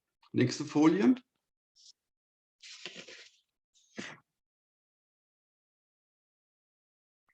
Auf Grundlage dieser aktivitätsbezogenen Expositionen und den Schlussfolgerungen, die wir aus diesen Daten dann jeweils gezogen haben, haben wir das Mapping erstellt. Das ist ja das Ziel dieses Projektes, eine möglichst einfache Darstellung der guten Staubpraxis. Im Mapping können wir zeigen, dass also staubarmes Arbeiten bei vielen Tätigkeiten auf Baustellen möglich ist. Mit einigen Techniken ist es möglich, staubfrei zu arbeiten. Das ist ein starkes Argument, aber es gibt wirklich Techniken, die führen zu staubfreiem Arbeiten. Und manchmal ist eine technische Maßnahme nicht ausreichend, sodass wir dann technische Maßnahmen kombinieren müssen, eben den Luftreiniger zusätzlich einsetzen. Ziel muss aber immer sein, mit wenig Staub zu arbeiten, eventuell sogar ohne, und nicht etwas Staub noch zu generieren, die Umgebung zu verstauben und zu tragen. Nächste Folie.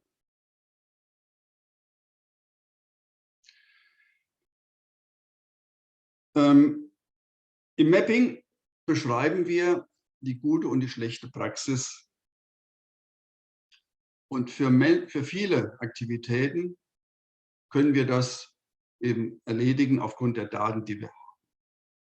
Damit aber nicht jeder lange suchen muss, welche Aktivität betrifft ihn dann, haben wir die Aktivitäten den Berufen zugeordnet und das Mapping ist nach den Berufen. Folie. Das ist ein Beispiel für das Mapping für den Bricklayer, für den Maurer. Auf der linken Spalte sieht man die Tätigkeiten, die wir beschreiben können. Grün sind jeweils die gute Arbeitsweise und rot die weniger gute, die schlechte Arbeitsweise. Das graue, die graue Spalte in der Mitte zeigt eben Tätigkeiten an, von denen wir nicht so ganz genau wissen, ob sie jetzt mehr zum Grünen oder mehr zum Roten neigen. Dieses Mapping wird in 12 Sprachen zur Verfügung stehen, die Sie gerade unten sehen können. Und das ist auch das Papier oder das sind die Papiere, die auf Baustellen, die für die Praktiker relevant sind.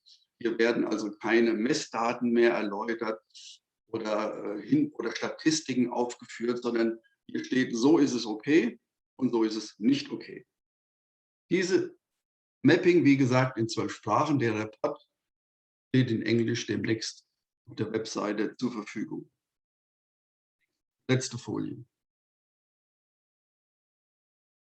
Wir haben auch Innovationen gefunden, zumindest wo wir glauben, das sind Innovationen, die noch nicht jedem bekannt sind, die noch nicht in jedem Land bekannt sind. Und wir haben Probleme, wie Rolf ganz am Anfang schon sagte, gefunden, für die wir noch keine Lösung finden. Also zum Beispiel das Schneiden von Ziegeln auf dem Dach, und zwar nicht das Schneiden von einzelnen Ziegeln auf dem Dach, sondern manchmal muss man einen, Deutsch heißt das Kehlschnitt machen, man muss also mehrere Ziegel in einer Reihe sauber schneiden. Das kennen wir im Augenblick noch keine obarme Lösung. Ich bin auf das Problem des Abbaus von Gerüsten eingegangen. Für mich ein großes Problem ist, dass die Staubsammelbeutel in den Staubsaugern viel zu teuer sind. Ursache dafür ist, dass es 5 Hersteller von diesen Staubsaugern gibt und die haben unterschiedliche Staubsammelbeutel, sodass man sich vorstellen kann, sie sind relativ teuer, was viele Baufirmen davon abhält, diese Beutel zu verwenden. Das heißt, es wird einfach nur der Staub im Staubsauger gesammelt und später dann einfach ausgeschüttet in einen Container, was natürlich sehr viel Staub verbunden. Das ist für mich eines der Probleme, was wir durch ein EU-finanziertes Projekt in Zusammenarbeit natürlich mit den Herstellern dieser Maschinen sicherlich lösen könnten, sodass man eventuell diese Staubsammelbeutel für Preise wie Giveaways anbieten könnte. Das halte ich eigentlich von der Praxis gesehen für wichtiger, eine Lösung hier zu schaffen, als weitere Missbrauch. Beispielsweise, es gibt weitere Probleme, beispielsweise eben, wenn mit großen Sägebrettern an Wänden, an Betonwänden, an Steinwänden gesägt wird. Hier kennen wir, das wird nass gemacht, aber nass geht nicht immer. Und hier kennen wir eben keine Absaugsysteme. Gibt es die, aber wir haben sie nicht gefunden. Ja, das war ein kurzer Überblick über die Projektarbeit und nähere Details. Ich bin gerne bereit, natürlich Fragen zu beantworten, aber sehr viel wird auch dann in dem Report deutlich werden. Vielen Dank.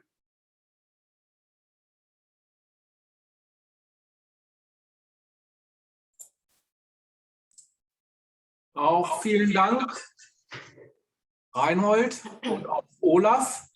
During your presentation, there was a lot in the chat, but less questions Hab's gesehen. directed to you, but more a discussion about the use or uselessness of limit values. So from my point of view, it is not an either or. Science is important, practical experience is important, social dialogue is important, and the legal framework probably as well. Christine is going to moderate the discussion. We still have some time. I hand over to not waste more time. Yes, indeed, we have a few more minutes for questions and discussions. So Reinhold, thank you again for the presentation of all the work we have done over the past few months on these projects with the very concrete outcomes, which we all hope will be very helpful on construction sites. Indeed, in parallel to your presentation, there has been a debate clearly showing, I guess, the position on the employer side, at least. Also interesting, I guess, for the European Commission. I think Mrs. Putnisi is still here.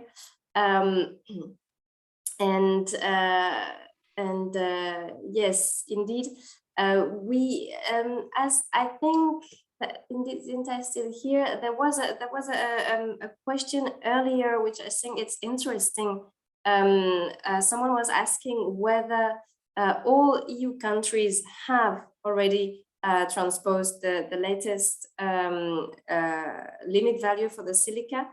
I don't know if Zinta is here and would be able to quickly respond to this question.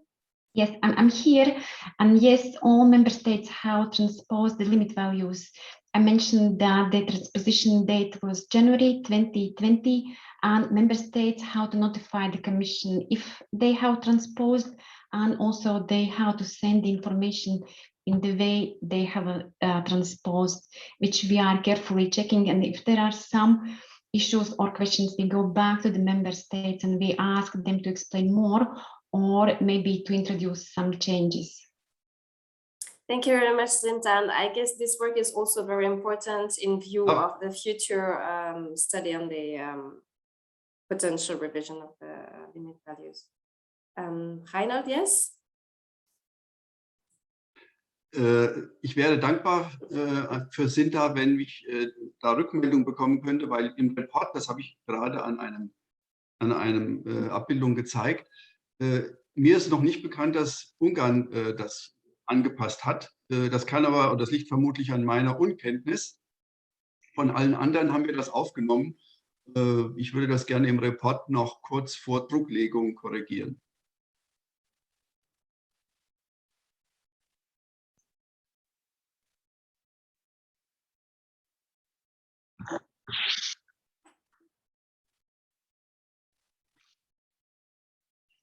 I take note of your comment, and I will need to speak to the legal colleagues in the unit. But if I understood correctly, in your opinion, Hungary has not transposed the limit value for silica?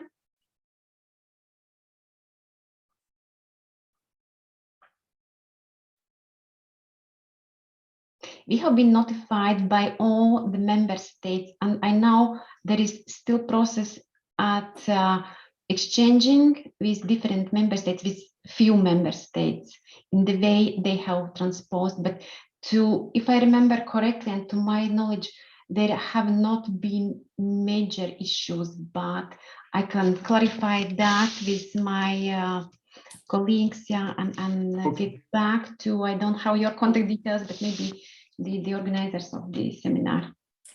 Yes, we can certainly pass on to you Reinhold's contact details, no problem. Okay, thank you very much, Zinta, for your reply. And indeed, to everybody, as it has been asked in the chat, the report, the overall report of the project is available, and you can find it on the PIEC and EFBWW websites.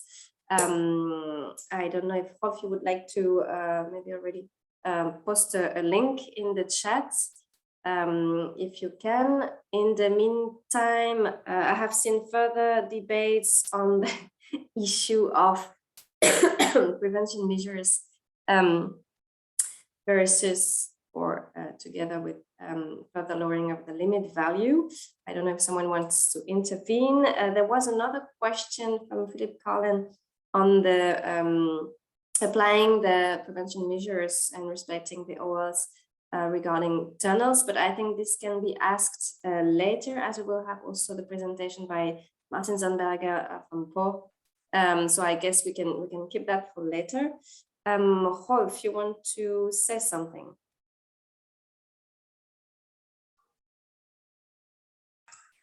Yes, thank you for giving me the floor. I like just to contribute to the discussion about limit values and its use or uselessness.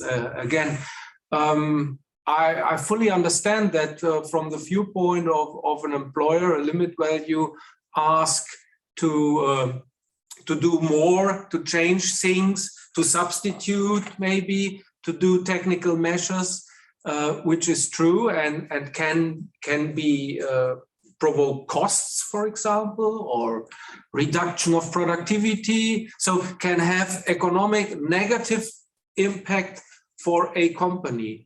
I have just 3 remarks to that. Firstly, limit values are not to produce cost or to lower costs, they are to protect people.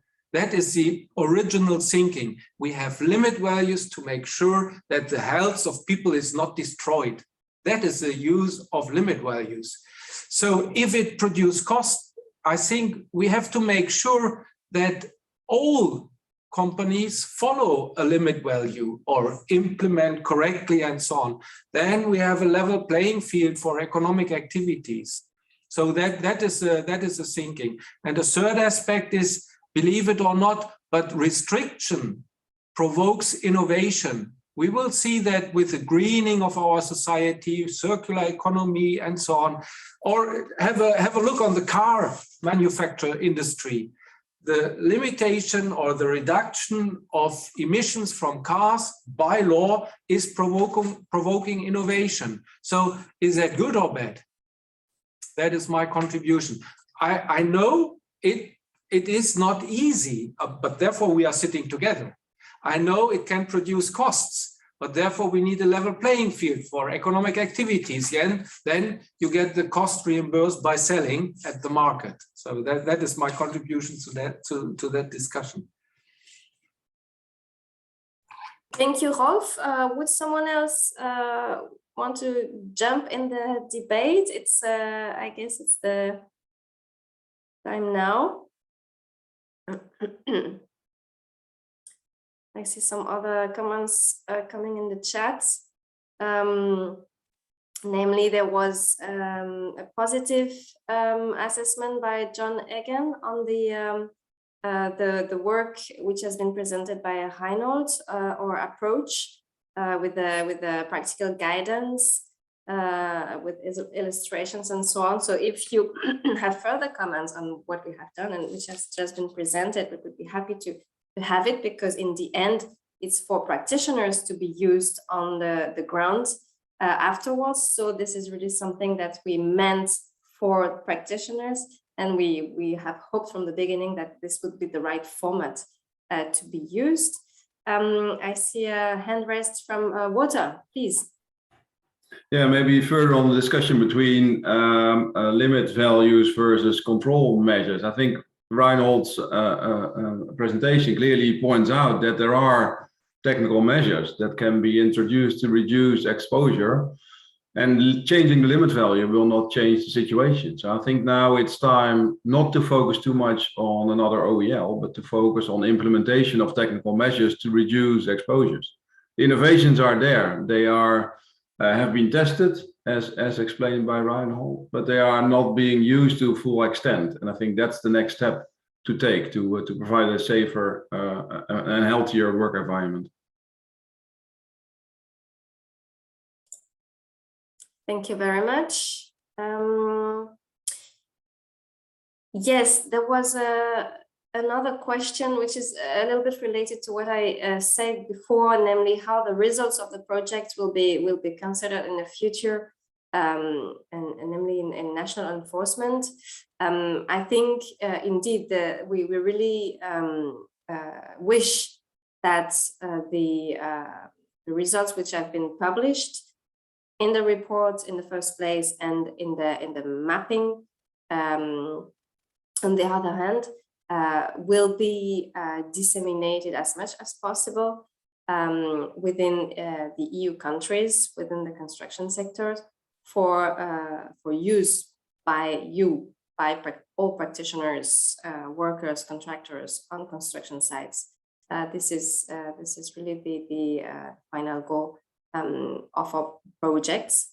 I don't know if Rolf wants to add something about this. No, checks his head, sorry. I see further comments arriving in the chat.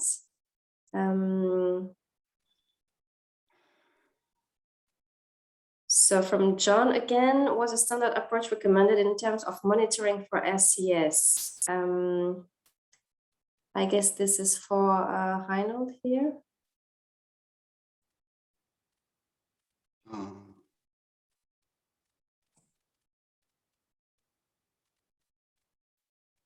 May I can help? Standard approach. Rolf, yes.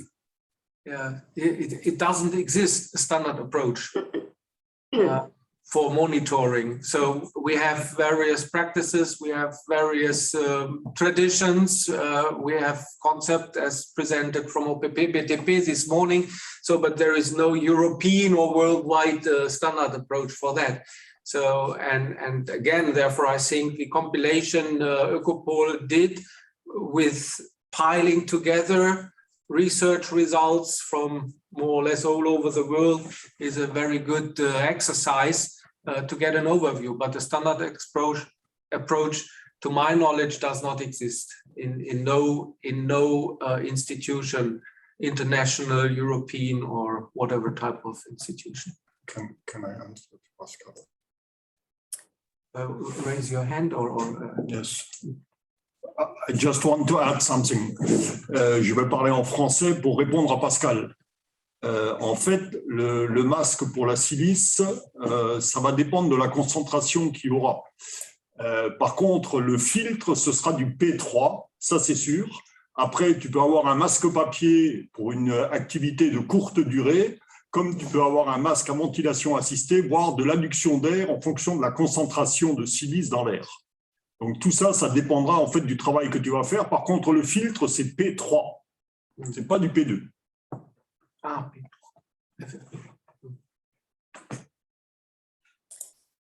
Merci beaucoup, Jean-Marie.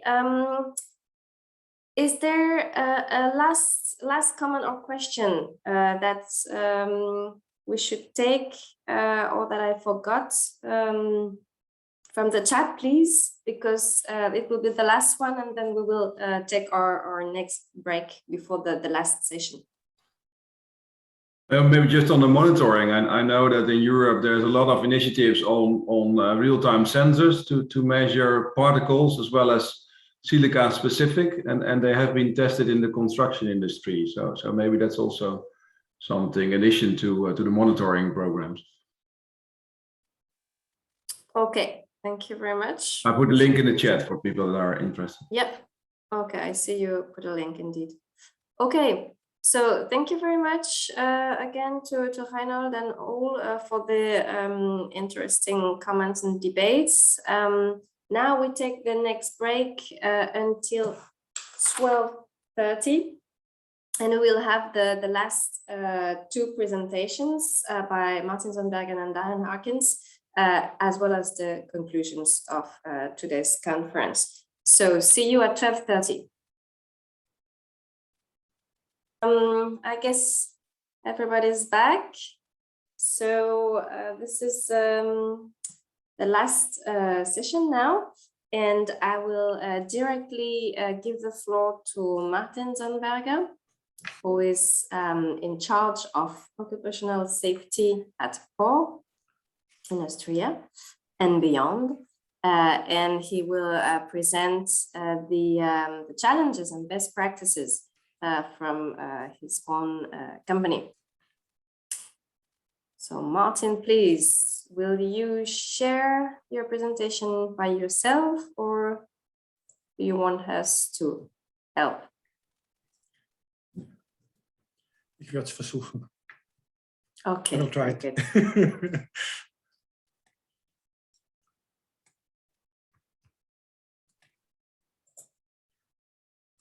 So I hope you can see my presentation now. Yes, I can see it. So, and I think there is the black button on the right side, but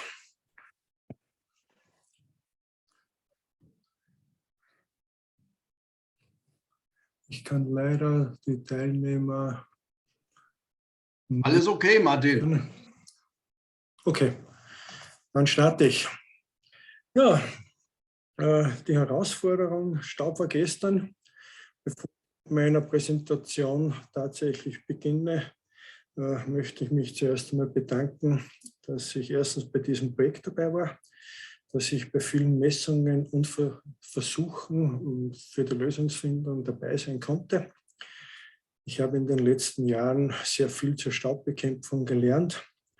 Und ein besonderer Dank gilt all jenen, die jetzt über Monate bzw. Jahre daran gearbeitet haben, dass wir als Unternehmen die Expertise aus vielen Staaten in diesem Report jetzt zusammengefasst haben und wir länderübergreifend diese Expertise nutzen können, damit die Lösungen bei uns intern wirklich auch praxistauglich sind und regelkonform.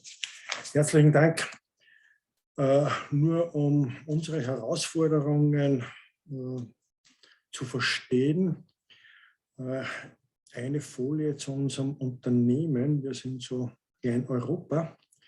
Unser Unternehmen gibt es mittlerweile seit über 150 Jahren. Wir arbeiten in 11 Staaten und machen circa mit 20.000 Mitarbeitern 5 Milliarden Euro Umsatz. Und damit können Sie sich schon vorstellen, vor welchen Herausforderungen wir stehen, um dieses Gesamtpaket tatsächlich zu lösen.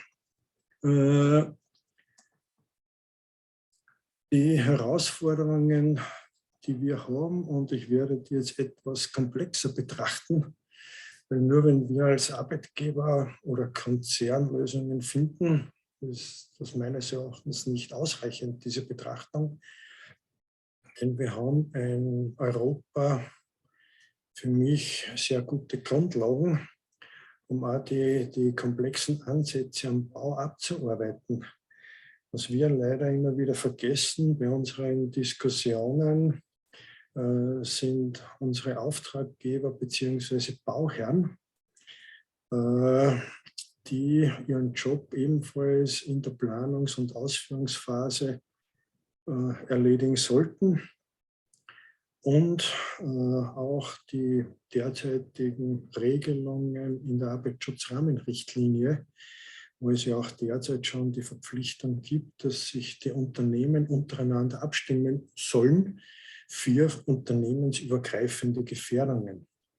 Und sowohl den Bauherren als auch diese Koordination zwischen den Unternehmungen ist bei Staub und der Staubexposition eines Erachtens ein ganz wesentlicher Faktor, den wir ebenfalls intensiver mit betrachten sollten. Und wenn wir all diese Ergebnisse betrachten und dann in die Gefährdungsbeurteilungen mit einfließen lassen würden und auf Basis dieses Gesamtpaketes unsere Kollegen auf den Projekten, Schulen unterweisen, was auch immer, dann kämen wir einer staubfreien Baustelle doch einiges näher.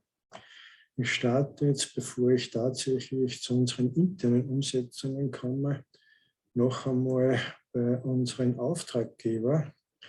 Und ich verweise wieder einmal auf den Anhang 2 der Baustellenrichtlinie.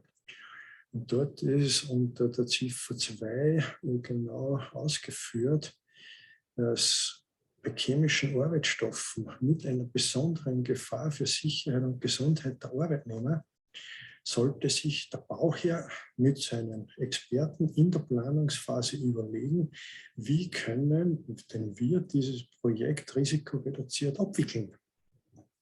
Und es gibt derzeit nur ganz wenig Ausschreibungen. Das kommt manchmal vor im Bereich des Tunnelsbaus, aber auch da derzeit nur ansatzweise. Was hat sich der Bauherr mit seinen Planern, Planungskoordinatoren und dergleichen überlegt, damit ein Projekt staubreduziert abgearbeitet werden kann?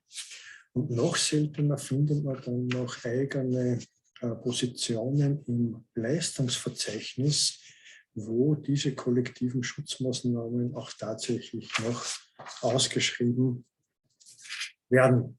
Und Quatschstaub fällt einfach unter diesen Anhang 2 als krebserzeugender Arbeitsstoff.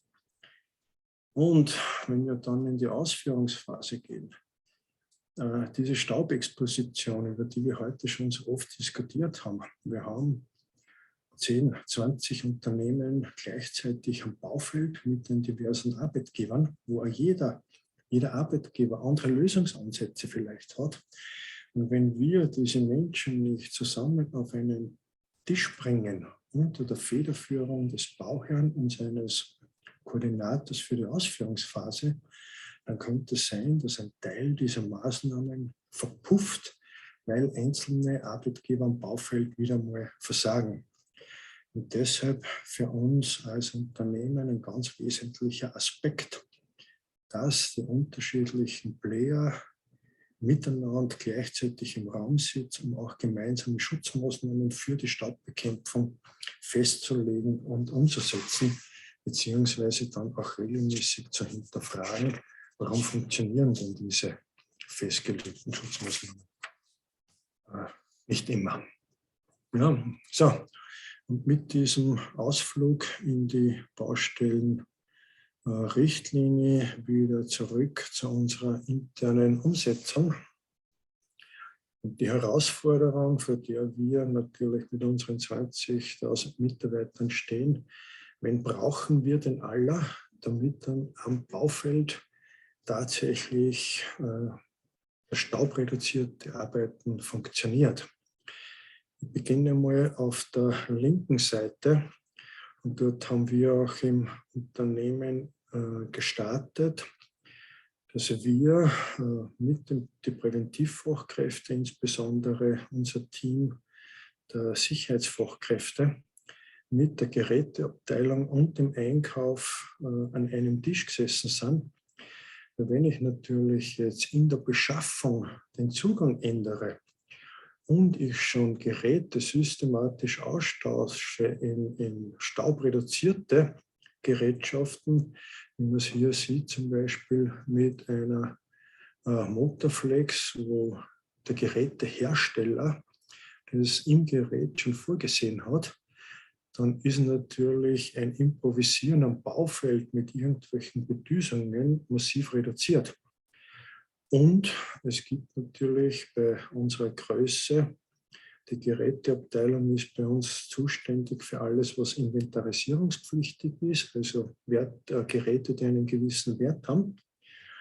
Aber der Einkauf ist zuständig für die Beschaffung von Kleinteilen, wie zum Beispiel Hohlkopfbohrer.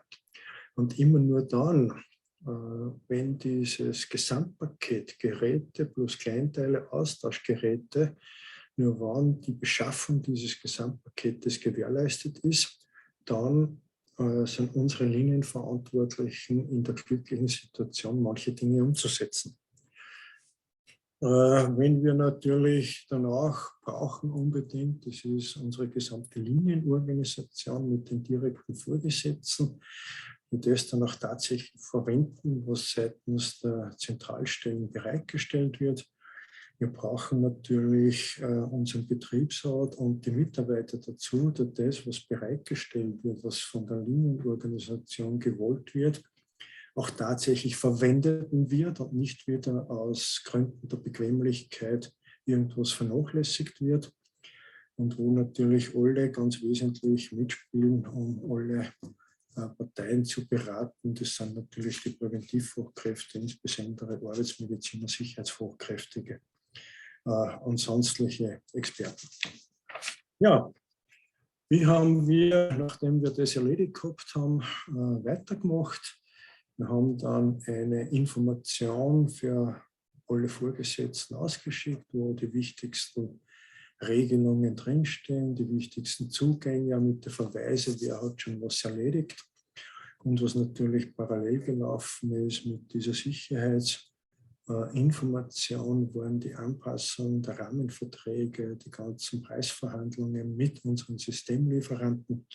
Einige sitzen ja heute netterweise wieder mit am Tisch in dieser Runde, damit wir nicht baustellenbezogen oder projektbezogen wieder Preisverhandlungen führen müssen, sondern dass das einfach über unsere Zentralbereiche mit den Key-Accounts und der Systemlieferanten ausverhandelt ist, damit man dann nicht wieder aus irgendwelche Verhandlungsgeschichten auf Schutzmaßnahmen verzichtet.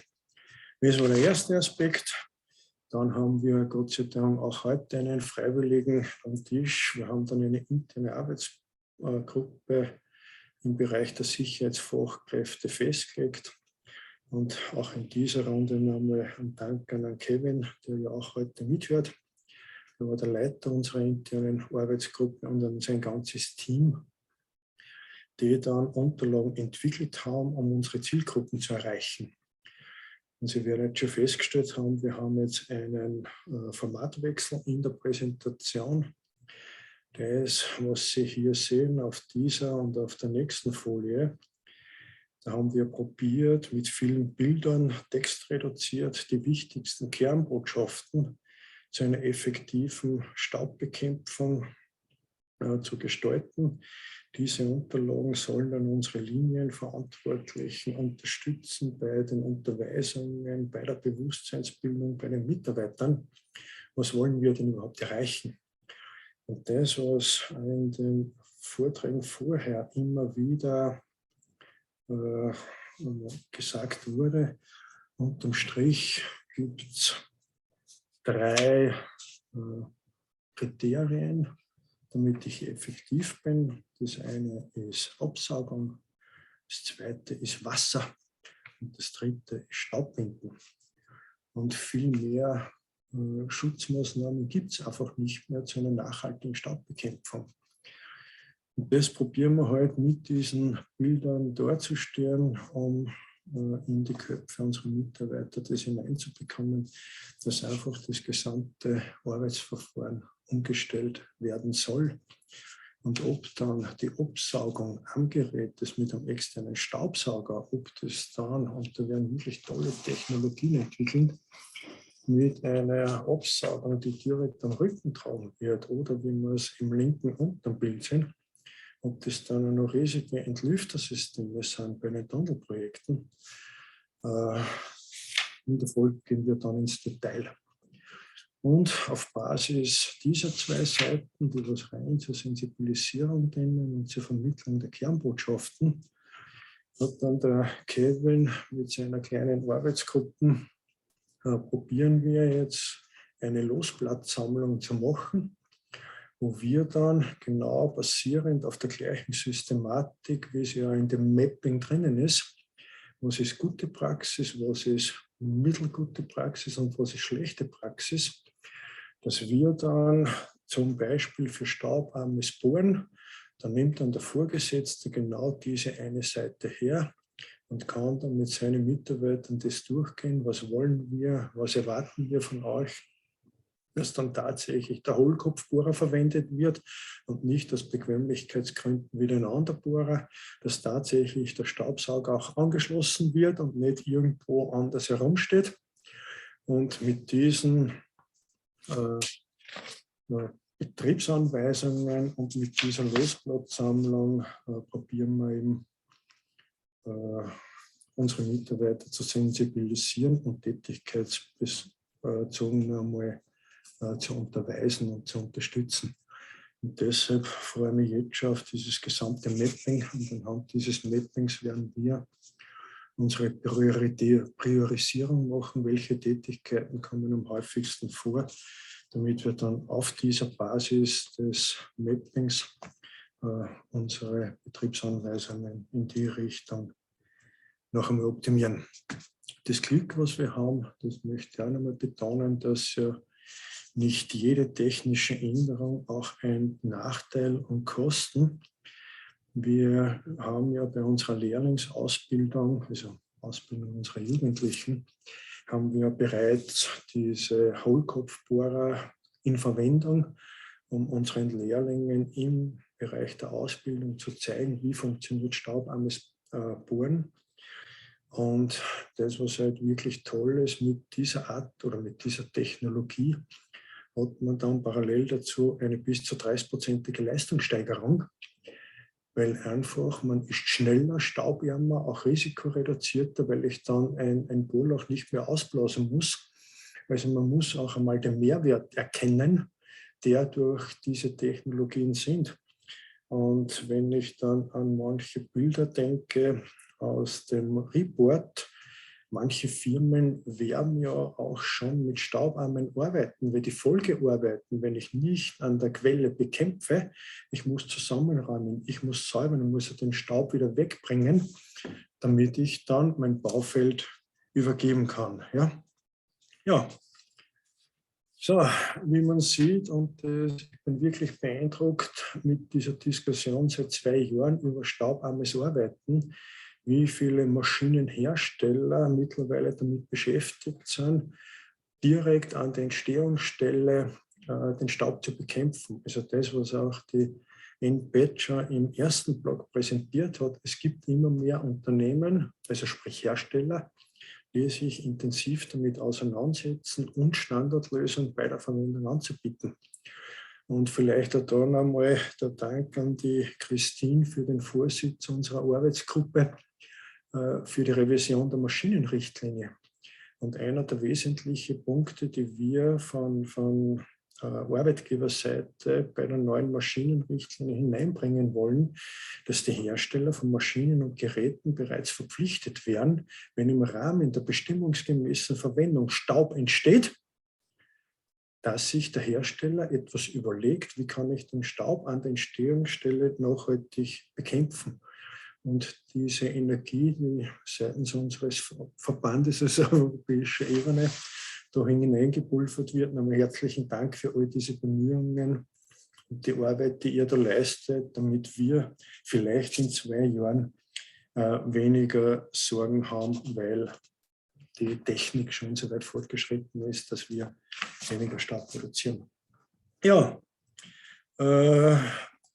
in diesem Sinne,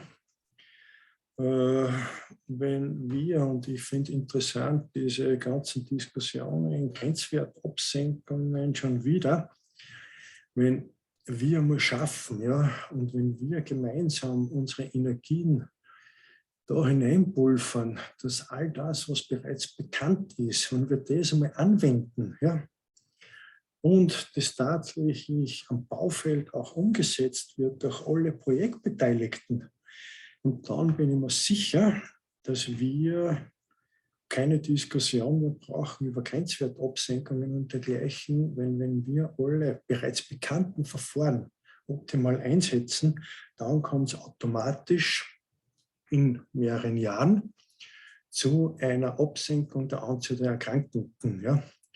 Und mit den Tabellen, die der Reinhold im Rahmen seiner Präsentation gezeigt hat, mit der Anzahl der Silikoseerkrankten, das sind die Altlasten von vor bis zu 25 Jahren. Ja.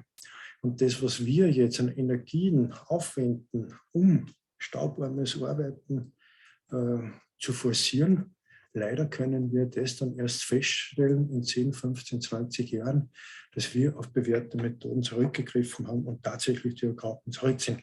So, und in diesem Sinne sage ich danke, dass ich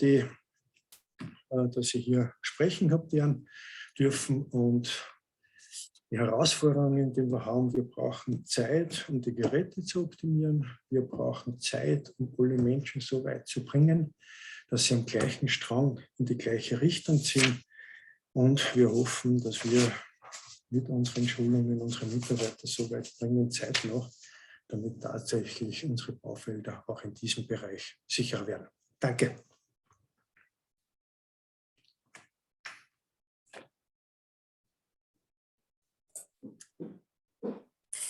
Thank you very much, Martin, for this presentation of the best practices in your own company.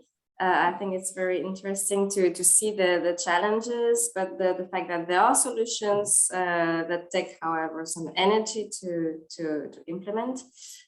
Please keep your questions for Martin for just afterwards. We will first listen to Darren Arkins for the last presentation of the day. Darren is a senior inspector in the Chemicals and Prevention Division at the Health and Safety Authority in Ireland and a member of SLIC. He will present you today his perspective from the SLIC. Thank you, Darren. Thank you, Christine. Can you hear me okay and see me? We can hear you. That's great. Thank you very much. And thanks for the invitation to your webinar today. I'm hoping you can see my slides. I know people have had difficulty with sharing their slides. I'll put it in full screen. Is that okay? Can you see my slides? We see your slides. For now, it's fine. Yep. That's great. Well, thanks, Christine, for the introduction. Just to give you a brief overview of what I'd like to cover today. I'm here representing SLIC, and I'll explain a little bit about SLIC in a moment. I will give you an overview as well in regards to the working group that I'm currently co-chair of under SLIC. And then I'll explain a little bit about a subgroup that we set up back in 2014 regarding dealing with long latency issues. And then I'll move on to, which I think Reynolds mentioned earlier as the famous guidance. I'm glad to hear it landed well like that, but I will give a brief overview of the SLIC guidance that was produced back in 2016. And then just to put a bit in context, how we use that guidance here in Ireland in relation to our own enforcement and engagement with industry, the construction industry on respirable crystalline silica. So moving ahead, just to give you a quick background in relation to the Senior Labour Inspectors Committee. So basically there is representatives from, enforcement representatives from the various member states that comprise the Senior Labour Inspectors Committee. And the committee is mandated to provide opinions on all matters in relation to enforcement of OSH legislation. They normally meet twice a year under the various member state presidencies. And with the Senior Labour Inspectors Committee, there is a number of working groups established under it that have remits covering the likes of machinery, biological agents, ergonomics, and the working group that I'm currently co-chair of is Working Group on Chemicals, the working group Chemics. And this was established back in 2008 to deal with primarily issues between interface problems between REACH and chemicals OSH legislation. And it has since evolved over the years to address other chemical related OSH issues. The current structure of the working group Chemics comprises of our chair from the Netherlands, myself in relation to co-chair, and we have 5 other members from member states. We have 2 subgroups under the working group on chemicals, and we also then invite in various experts as required. So just on the right hand side of the slide there, you can see the structure. The working group sits under SLIC, and then we have 2 subgroups, an OSH-REACH interface subgroup, which is very new, we've only just set up, and we have a long latency subgroup. So really, what do we do on working group Chemics? Well, we promote enforcement by sharing good practices between the member states and guidelines. So we develop knowledge in that regard and promote exchange. We also promote exchange of inspectors between countries. And we coordinate with other risk-related groups within the SLIC structure. So if there's issues around machinery, we would coordinate with the working group on machinery. And we also have had continued coordination and cooperation with relevant other bodies, not just enforcement bodies, but the likes of ECHA, the European Chemicals Agency, EU OSHA based in Bilbao, and also we're involved with the EU roadmap on carcinogens, which was mentioned earlier today. So the long latency subgroup under our working group Chemics was established in 2014. And the reason for that was to try and redress the balance between safety and health, because we acknowledged that we were the main focus of the labour inspector was very much around safety issues and not so much on occupational health issues. So we looked at priority topics initially, and the ones that came out, their top kind of 2 were respirable crystalline silica and welding fume. And we also have recently developed a basic chemicals module for labour inspectors in terms of training material for them. So there's been a number of outputs since 2014, but the first one was the guidance on respirable crystalline silica.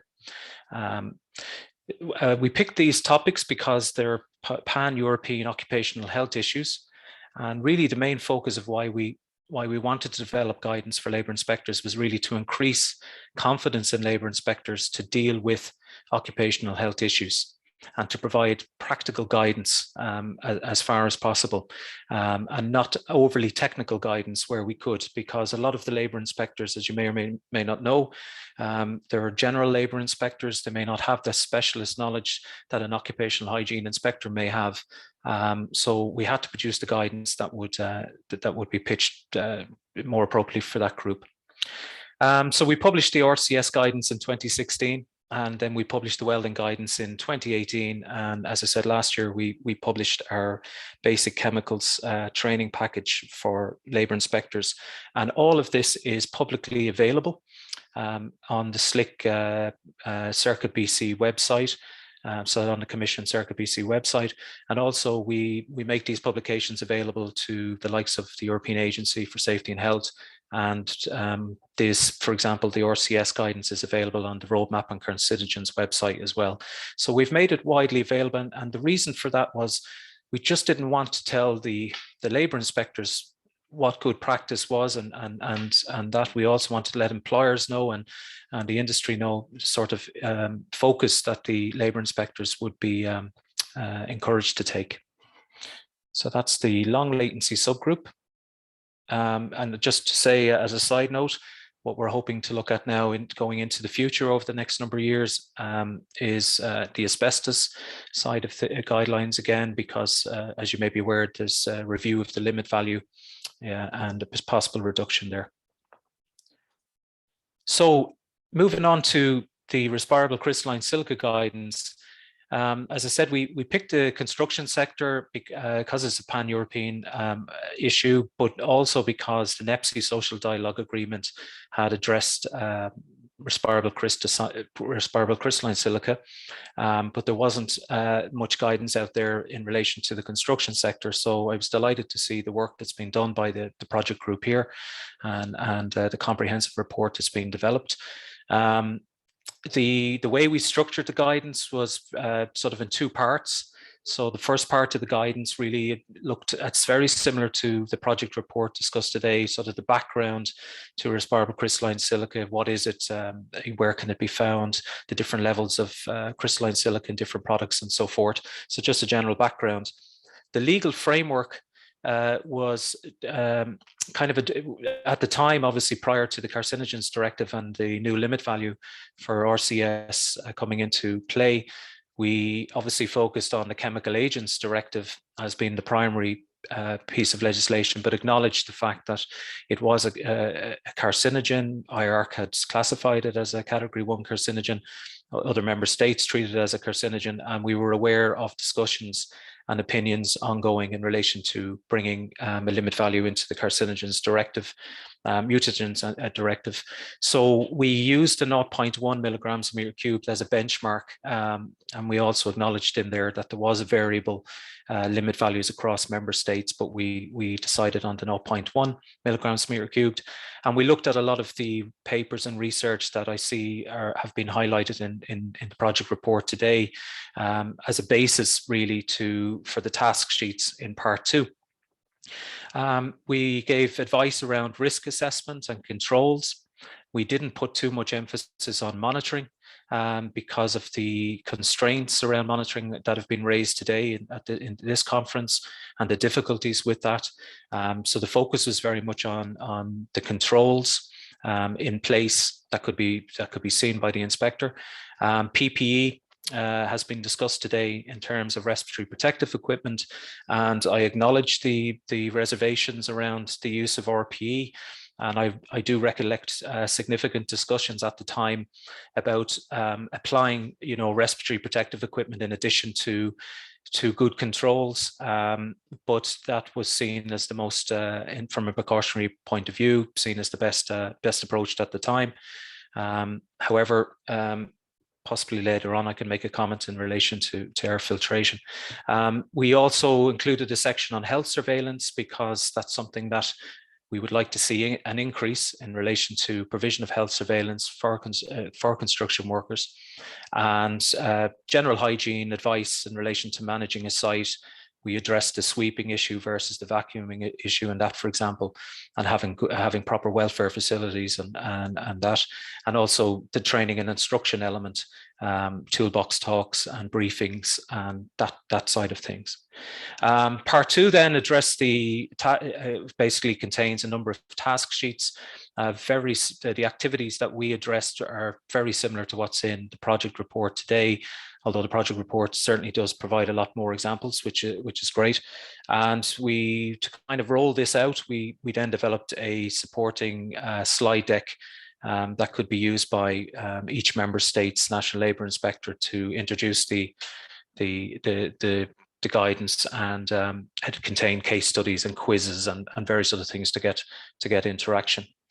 So that's just an example of a task sheet where we provided photographs in terms of good and poor practice, general comments, sort of what the activity involves in this case, sort of using concrete saws and cutting pavements, and recommended controls on tool extraction or use of water, etc., including PPE, and then possible actions by labour inspectors. So every member state has a slightly different approach to their enforcement. So we were just setting some very minimal basic guidance. So where you would see no controls, for example, being used on a cloud of dust, the action there would be to stop the work, issue a prohibition notice, and obviously some member states use fines and various other things. So it was just to try and find some sort of middle ground where we could start setting a benchmark. Another aspect that we focused in on, which I didn't see much of in the project report, and maybe somebody could respond to that later, is designing out risks. And again, there's obviously a lot of actions can be taken and should be taken at the top of the hierarchy of control when you're talking about substitution and elimination. So we put in the designing out risks as more a talking point that could be raised by the inspector at the time to at least question why certain considerations were not given to eliminating the risk to start off with.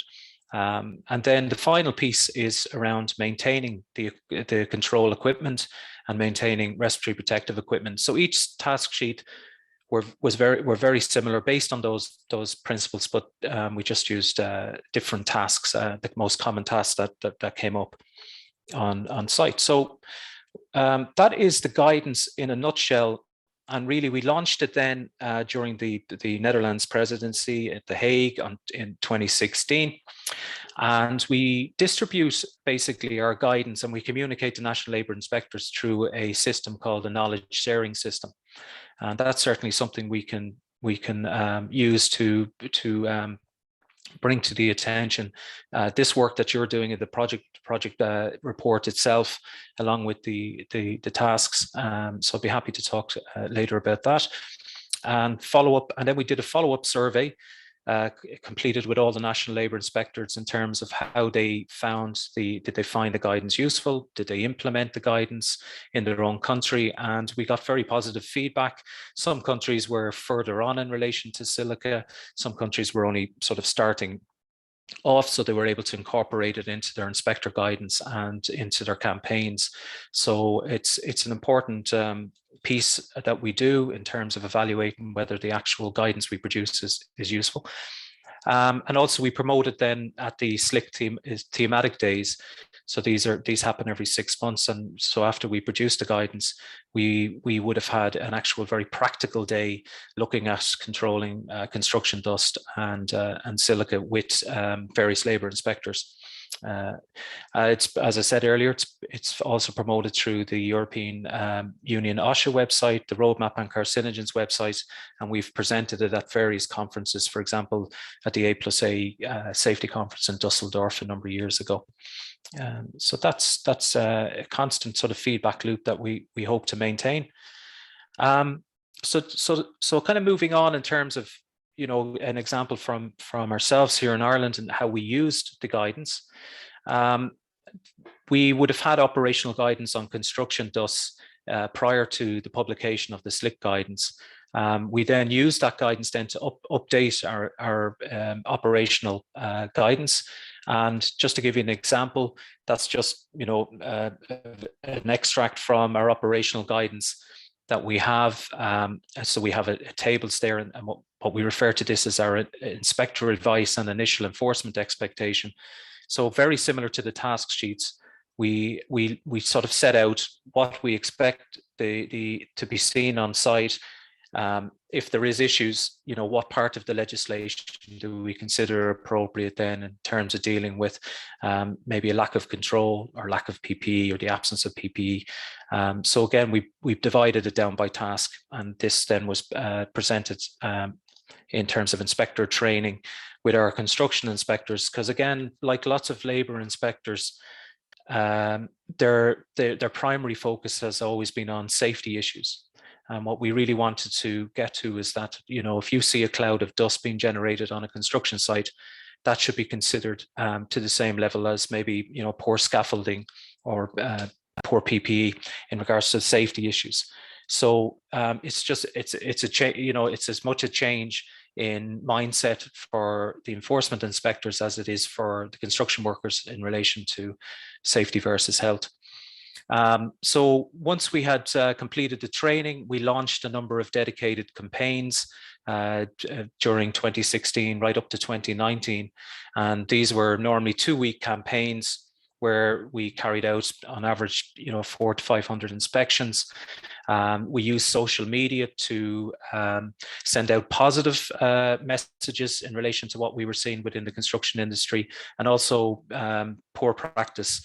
And we basically would then would write up a report and put out a press release then after each campaign. So the campaigns were very important in terms of getting good focus, but also we try to embed into the normal routine inspections of the construction inspectors, that they would look at occupational health issues and respirable crystalline silica generally throughout the year. But the campaigns certainly helped to launch the issue.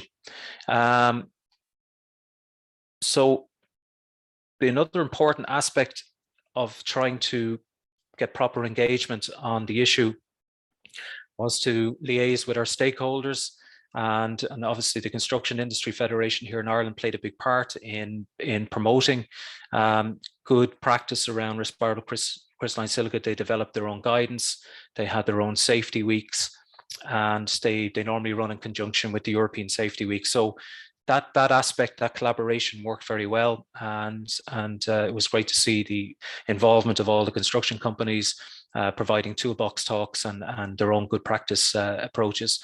We also have a construction safety partnership advisory committee, which is tripartite based, and they have their own strategy and objectives, and one is around occupational health, and silica is very much a priority issue for them. So again, those aspects are very important to keep the message out there and to keep a proactive approach. And you may all have remembered the 2018-2019 campaign from EU OSHA on managing dangerous substances.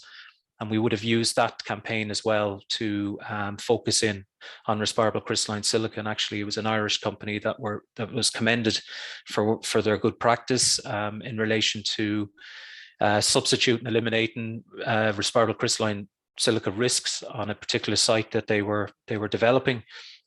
So it was good to see the techniques being used there.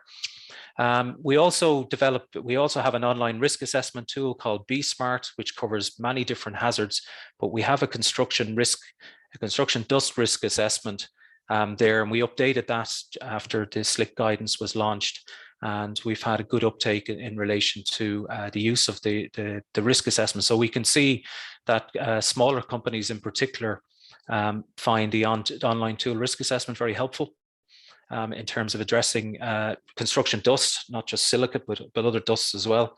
And that's something that we keep regularly updated. And we produce guidance and various other things and presented all of this at conferences and workshops. So just moving on in terms of the inspections themselves, what did we find? I mean, in general terms, there was a lot of positive findings. We found that in the main, dust risk assessments were being completed, that water suppression methods were being used or they were available for use. On-tool extraction was being used and available. FFP3s and FFP2 CE-mark respirators and fit testing were in evidence. Now, just to say, prior to this, in years prior to the campaigns, we would have seen use of non-PPE or non-CE marked, well, I don't even know if you could call them respirators, but we'd refer to them as nuisance dust masks. They were being used because they were cheap on construction sites. We've seen the elimination of those quite significantly, and now the FFP2s and FFP3s are more obvious on these sites. We would have seen techniques like use of block splitters, HEPA vacuums for housekeeping on some sites, dedicated workstations for doing cutting, so trying to eliminate bystander exposure and exposure to others on the site. Toolbox talks on silica dust were widely used, and good general awareness amongst workers on the associated health risks. So we've seen a lot of positive things, but obviously we've a long way to go yet. There was a number of negative findings, and again, we found that lots of the issues Darren, can I give you 2 more minutes to conclude? Yeah. Is that fine? That's absolutely fine. I think I'm on my second last slide. So just to say, the negative findings were that we've a lot of problems with the smaller sites, smaller contractors and one-off sites where they're building private houses, and we found controls generally to be not well used on those sites. Again, as I said earlier, no designing out of hazards, no consideration being given by architects and designers to eliminate unnecessary cutting on sites. And I think this is an area that definitely needs to be looked at in the future, as to get that group of decision makers involved in this, and it's not all about the controls on site and the workers. And again, we would have found a selection of inadequate risk assessments, or no water being available for suppression, or being available and not used was another problem. On-tool extraction being absent. So kind of the negative to what I mentioned earlier. And again, some workers, again, on smaller work sites, having no real understanding of the effects of respirable crystalline silica.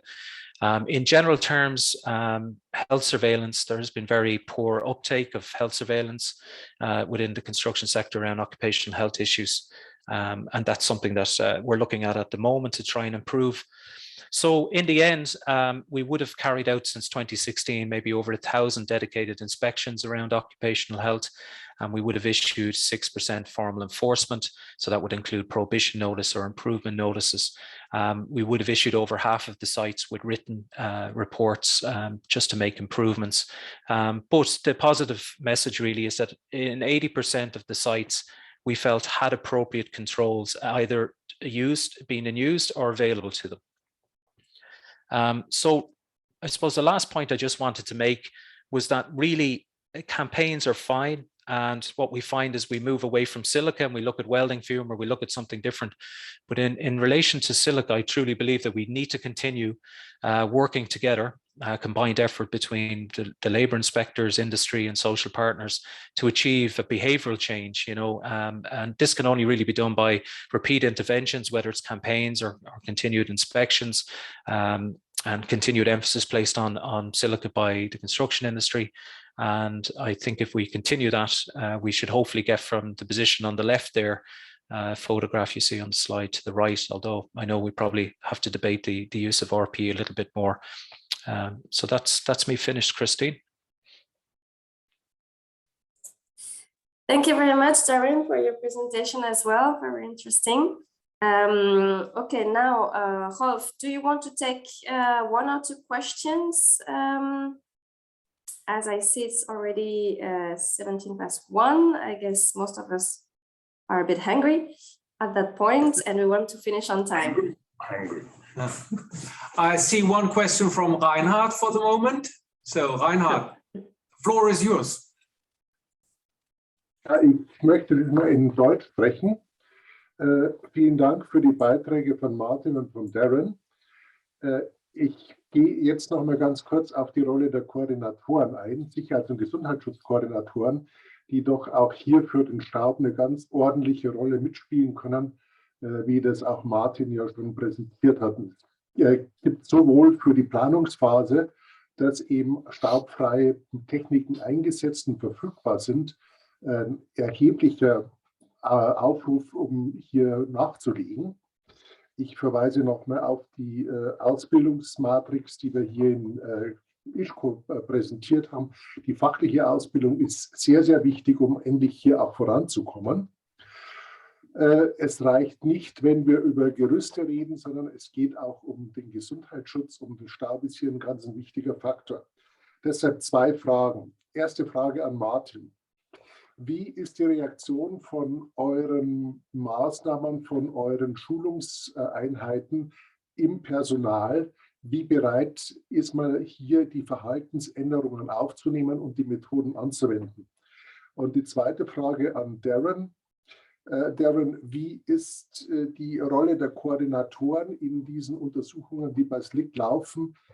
Die Koordinatoren sind doch ausgesprochen wichtige Multiplikatoren, die in diesen Prozess mit einbezogen werden können. Es wäre schön, wenn es hier nochmal eine Antwort drauf gibt. Vielen Dank. Thank you, Reinhard. Before I hand over to Darren and Martin, Reinhold, and I ask all of you to keep questions but also answers short.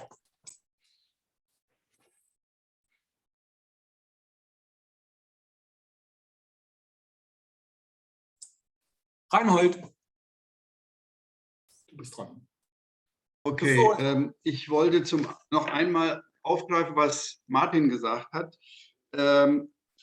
Dass Hersteller die Maschinen möglichst staubarm anbieten sollen. Also warum müssen heutzutage noch Maschinen, Handmaschinen wie Schleifmaschinen angeboten werden ohne Absaugmöglichkeit? Diese Maschinen darf es eigentlich nur mit Absaugmöglichkeit geben. Und ein zweiter Punkt zu den Reaktionen, was Reinhard gerade ansprach. Wir haben manchmal Baustellen ausgestattet selber von der Berufsgenossenschaft mit staubarmen Techniken. Beispielsweise Fliesenleger, wenn die Fliesen abgeschlagen haben und die kannten das vorher gar nicht. Und ausnahmslos hat die Fliesenleger anschließend gesagt, oh, wir wussten gar nicht, dass das staubarm geht. Das ist wirklich so, dass diese kleinen Betriebe so arbeiten, wie sie schon immer arbeiten und völlig überrascht sind, dass man das auch so machen kann. Also das ist ein Punkt, da gebe ich auch Darren recht. Hier ist noch sehr viel Aufklärungsarbeit notwendig.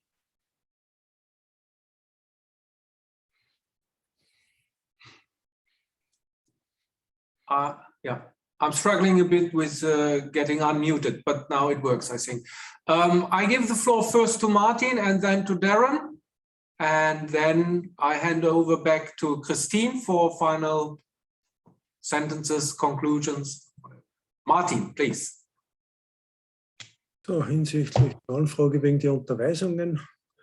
Es gibt Menschen, die sind sehr interessiert. Es gibt Menschen, die sind total desinteressiert. Der erste Schritt ist wie immer die Bewusstseinsbildung und die Inhalte der Unterweisung, die müssen dann auch eingefordert werden. Und in diesem Gesamtpaket werden wir langfristig etwas erreichen. Aber wie gesagt, ich kann auch das noch wiederholen, was der Darren gesagt hat. Mit einem einmaligen Impuls hat sich noch lange nicht das Baufeld geändert. Es bedarf immer wieder Wiederholungen und immer wieder der Hinweise, dass das Material, was zur Verfügung steht, richtig verwendet wird und dass die Verhaltensweisen, die wir angeregt haben für ein staubreduziertes Arbeiten, auch wirklich zur Anwendung kommen.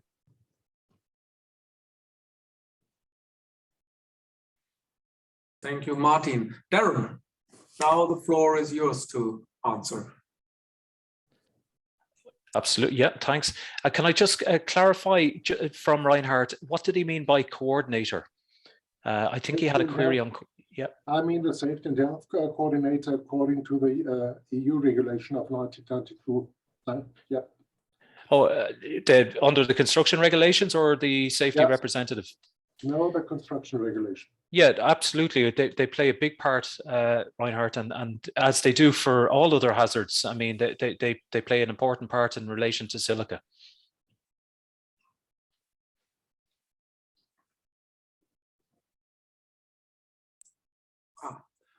Right.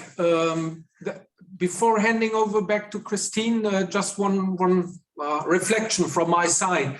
Darren, you were asking that designing out is a bit not covered by our project, but that is by purpose, I would say. In the beginning, I already said that we have this, or we established a little working party of FIEC and EFBWW, and this project is now a central, but only one part of our activity. So we were very happy that ISHCO, the International Organization of Health and Safety Coordinators, was in our project, and we believe that working with the coordinators, also having impulse or impact a bit in the education of engineers are important aspects we will follow. The same is for what we call the red spot. So we have not talked today about those areas where we, even when using best available technology, are not able to keep the limit value. That are things we will deal with, but not in the frame of this project. Okay. So, one sentence was used several times. Dust was yesterday. Martin used that and others, and that is a bit the overall orientation in our activities. So we need to be analytic when we talk about dangerous substances, but in construction work, the main aim is to reduce dust, whether it is respirable crystalline silica dust or PCB emissions or asbestos dust containing dust and so on. The main aim becomes to reduce dust in general under the value where it is a health hazard.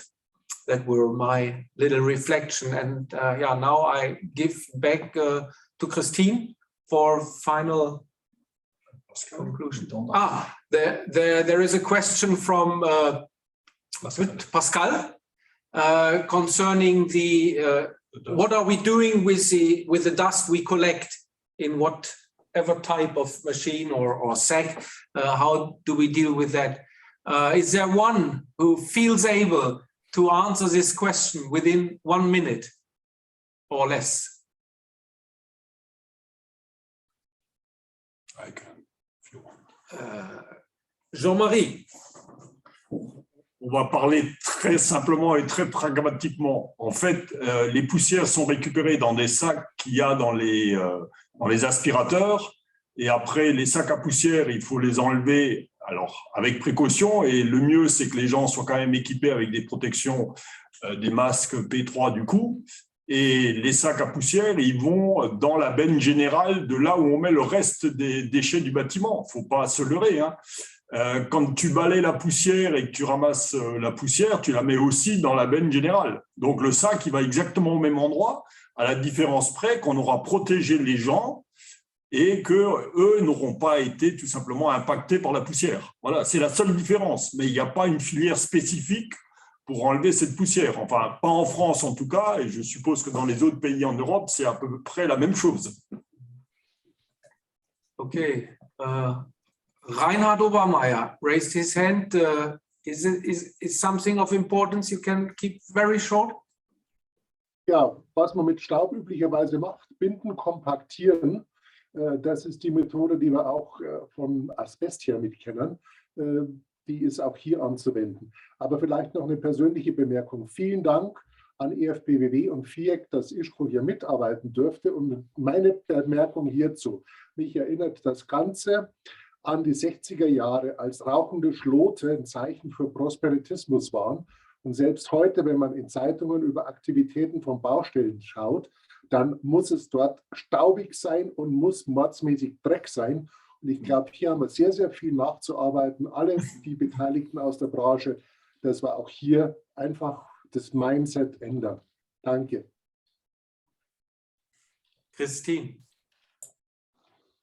Thank you very much for the final comments. There was a final question, I think, to Darren regarding the plan to link the results from our current project to the SLIC guidance. This is, well, not the case right now, but I guess the two reinforce each other as they go in the same direction. So just a few words from me. And Rolf, you might certainly have something to add afterwards, but I can tell you that we have a joint willingness at FIEC and EFBWW to ensure the highest possible health and safety at work in construction. We have, as I said in the beginning, a very strong social dialogue in the field of health and safety. We don't agree on everything, of course, but we managed to build this kind of strong projects with very concrete outcomes. And this is my second point. Of course, as I said also at the beginning, the exposure to silica is regulated at the EU level and then of course national level. But beyond this theoretical approach, we have seen the need for helping contractors and workers on site with this kind of concrete solution that we have developed in the framework of this project. Reinhold had mentioned it, Rolf has mentioned it as well. There are still blind spots in this framework, some red areas where we still need to find solutions. So this is for the future, obviously, possibly a future research project or something, we will see. But in the meantime, we need all of you basically for disseminating the outcomes of this project. This is now the priority as the report and the mapping are done. So it will be done via our affiliates, but via all of you here present, all experts involved in this field. The documents you have seen are available on the EFBWW website, on the FIEC website. You will receive the links afterwards, also the links which have been shared on the chat, as Rolf mentioned. Thank you very much for all of this. And yes, you can be assured that this issue will remain high on our agenda at the social dialogue level for possible future activities at policy or project level, of course.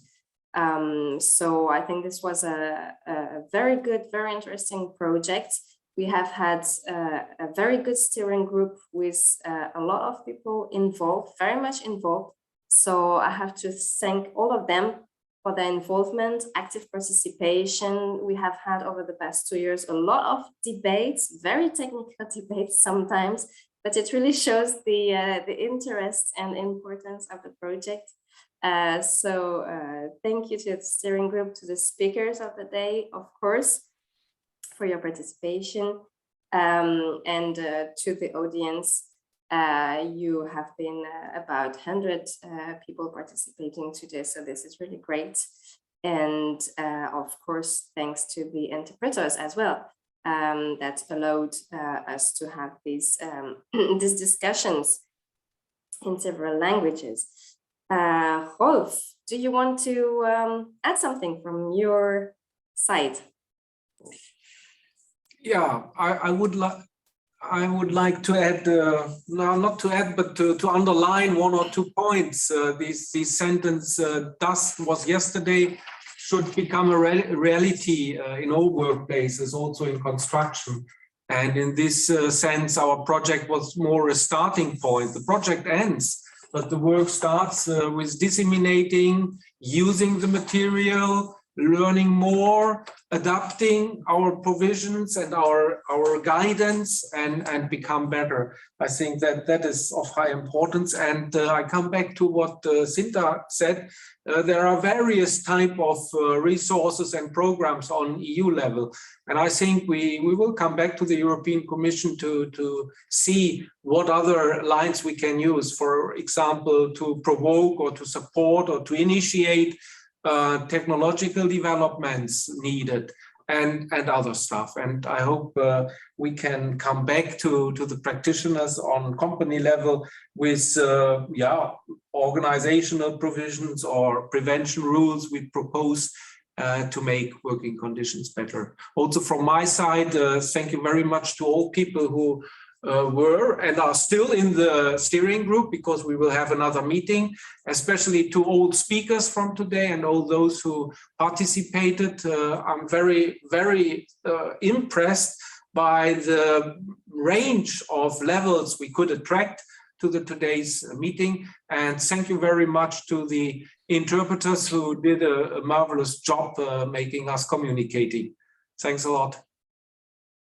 And Reinhard möchte sprechen. Der will klatschen. He applauds. It's a virtual applaud. Christine, it's up to you to say goodbye. I will not manage that. Yes, thank you. Goodbye, and bon appetit to everybody. Have a nice day. Bye-bye. Thanks very much. Bye-bye. Bye-bye. So long. Thank you. Bye-bye. Have a nice afternoon. Thank you. Bye. Dankjewel. Bye.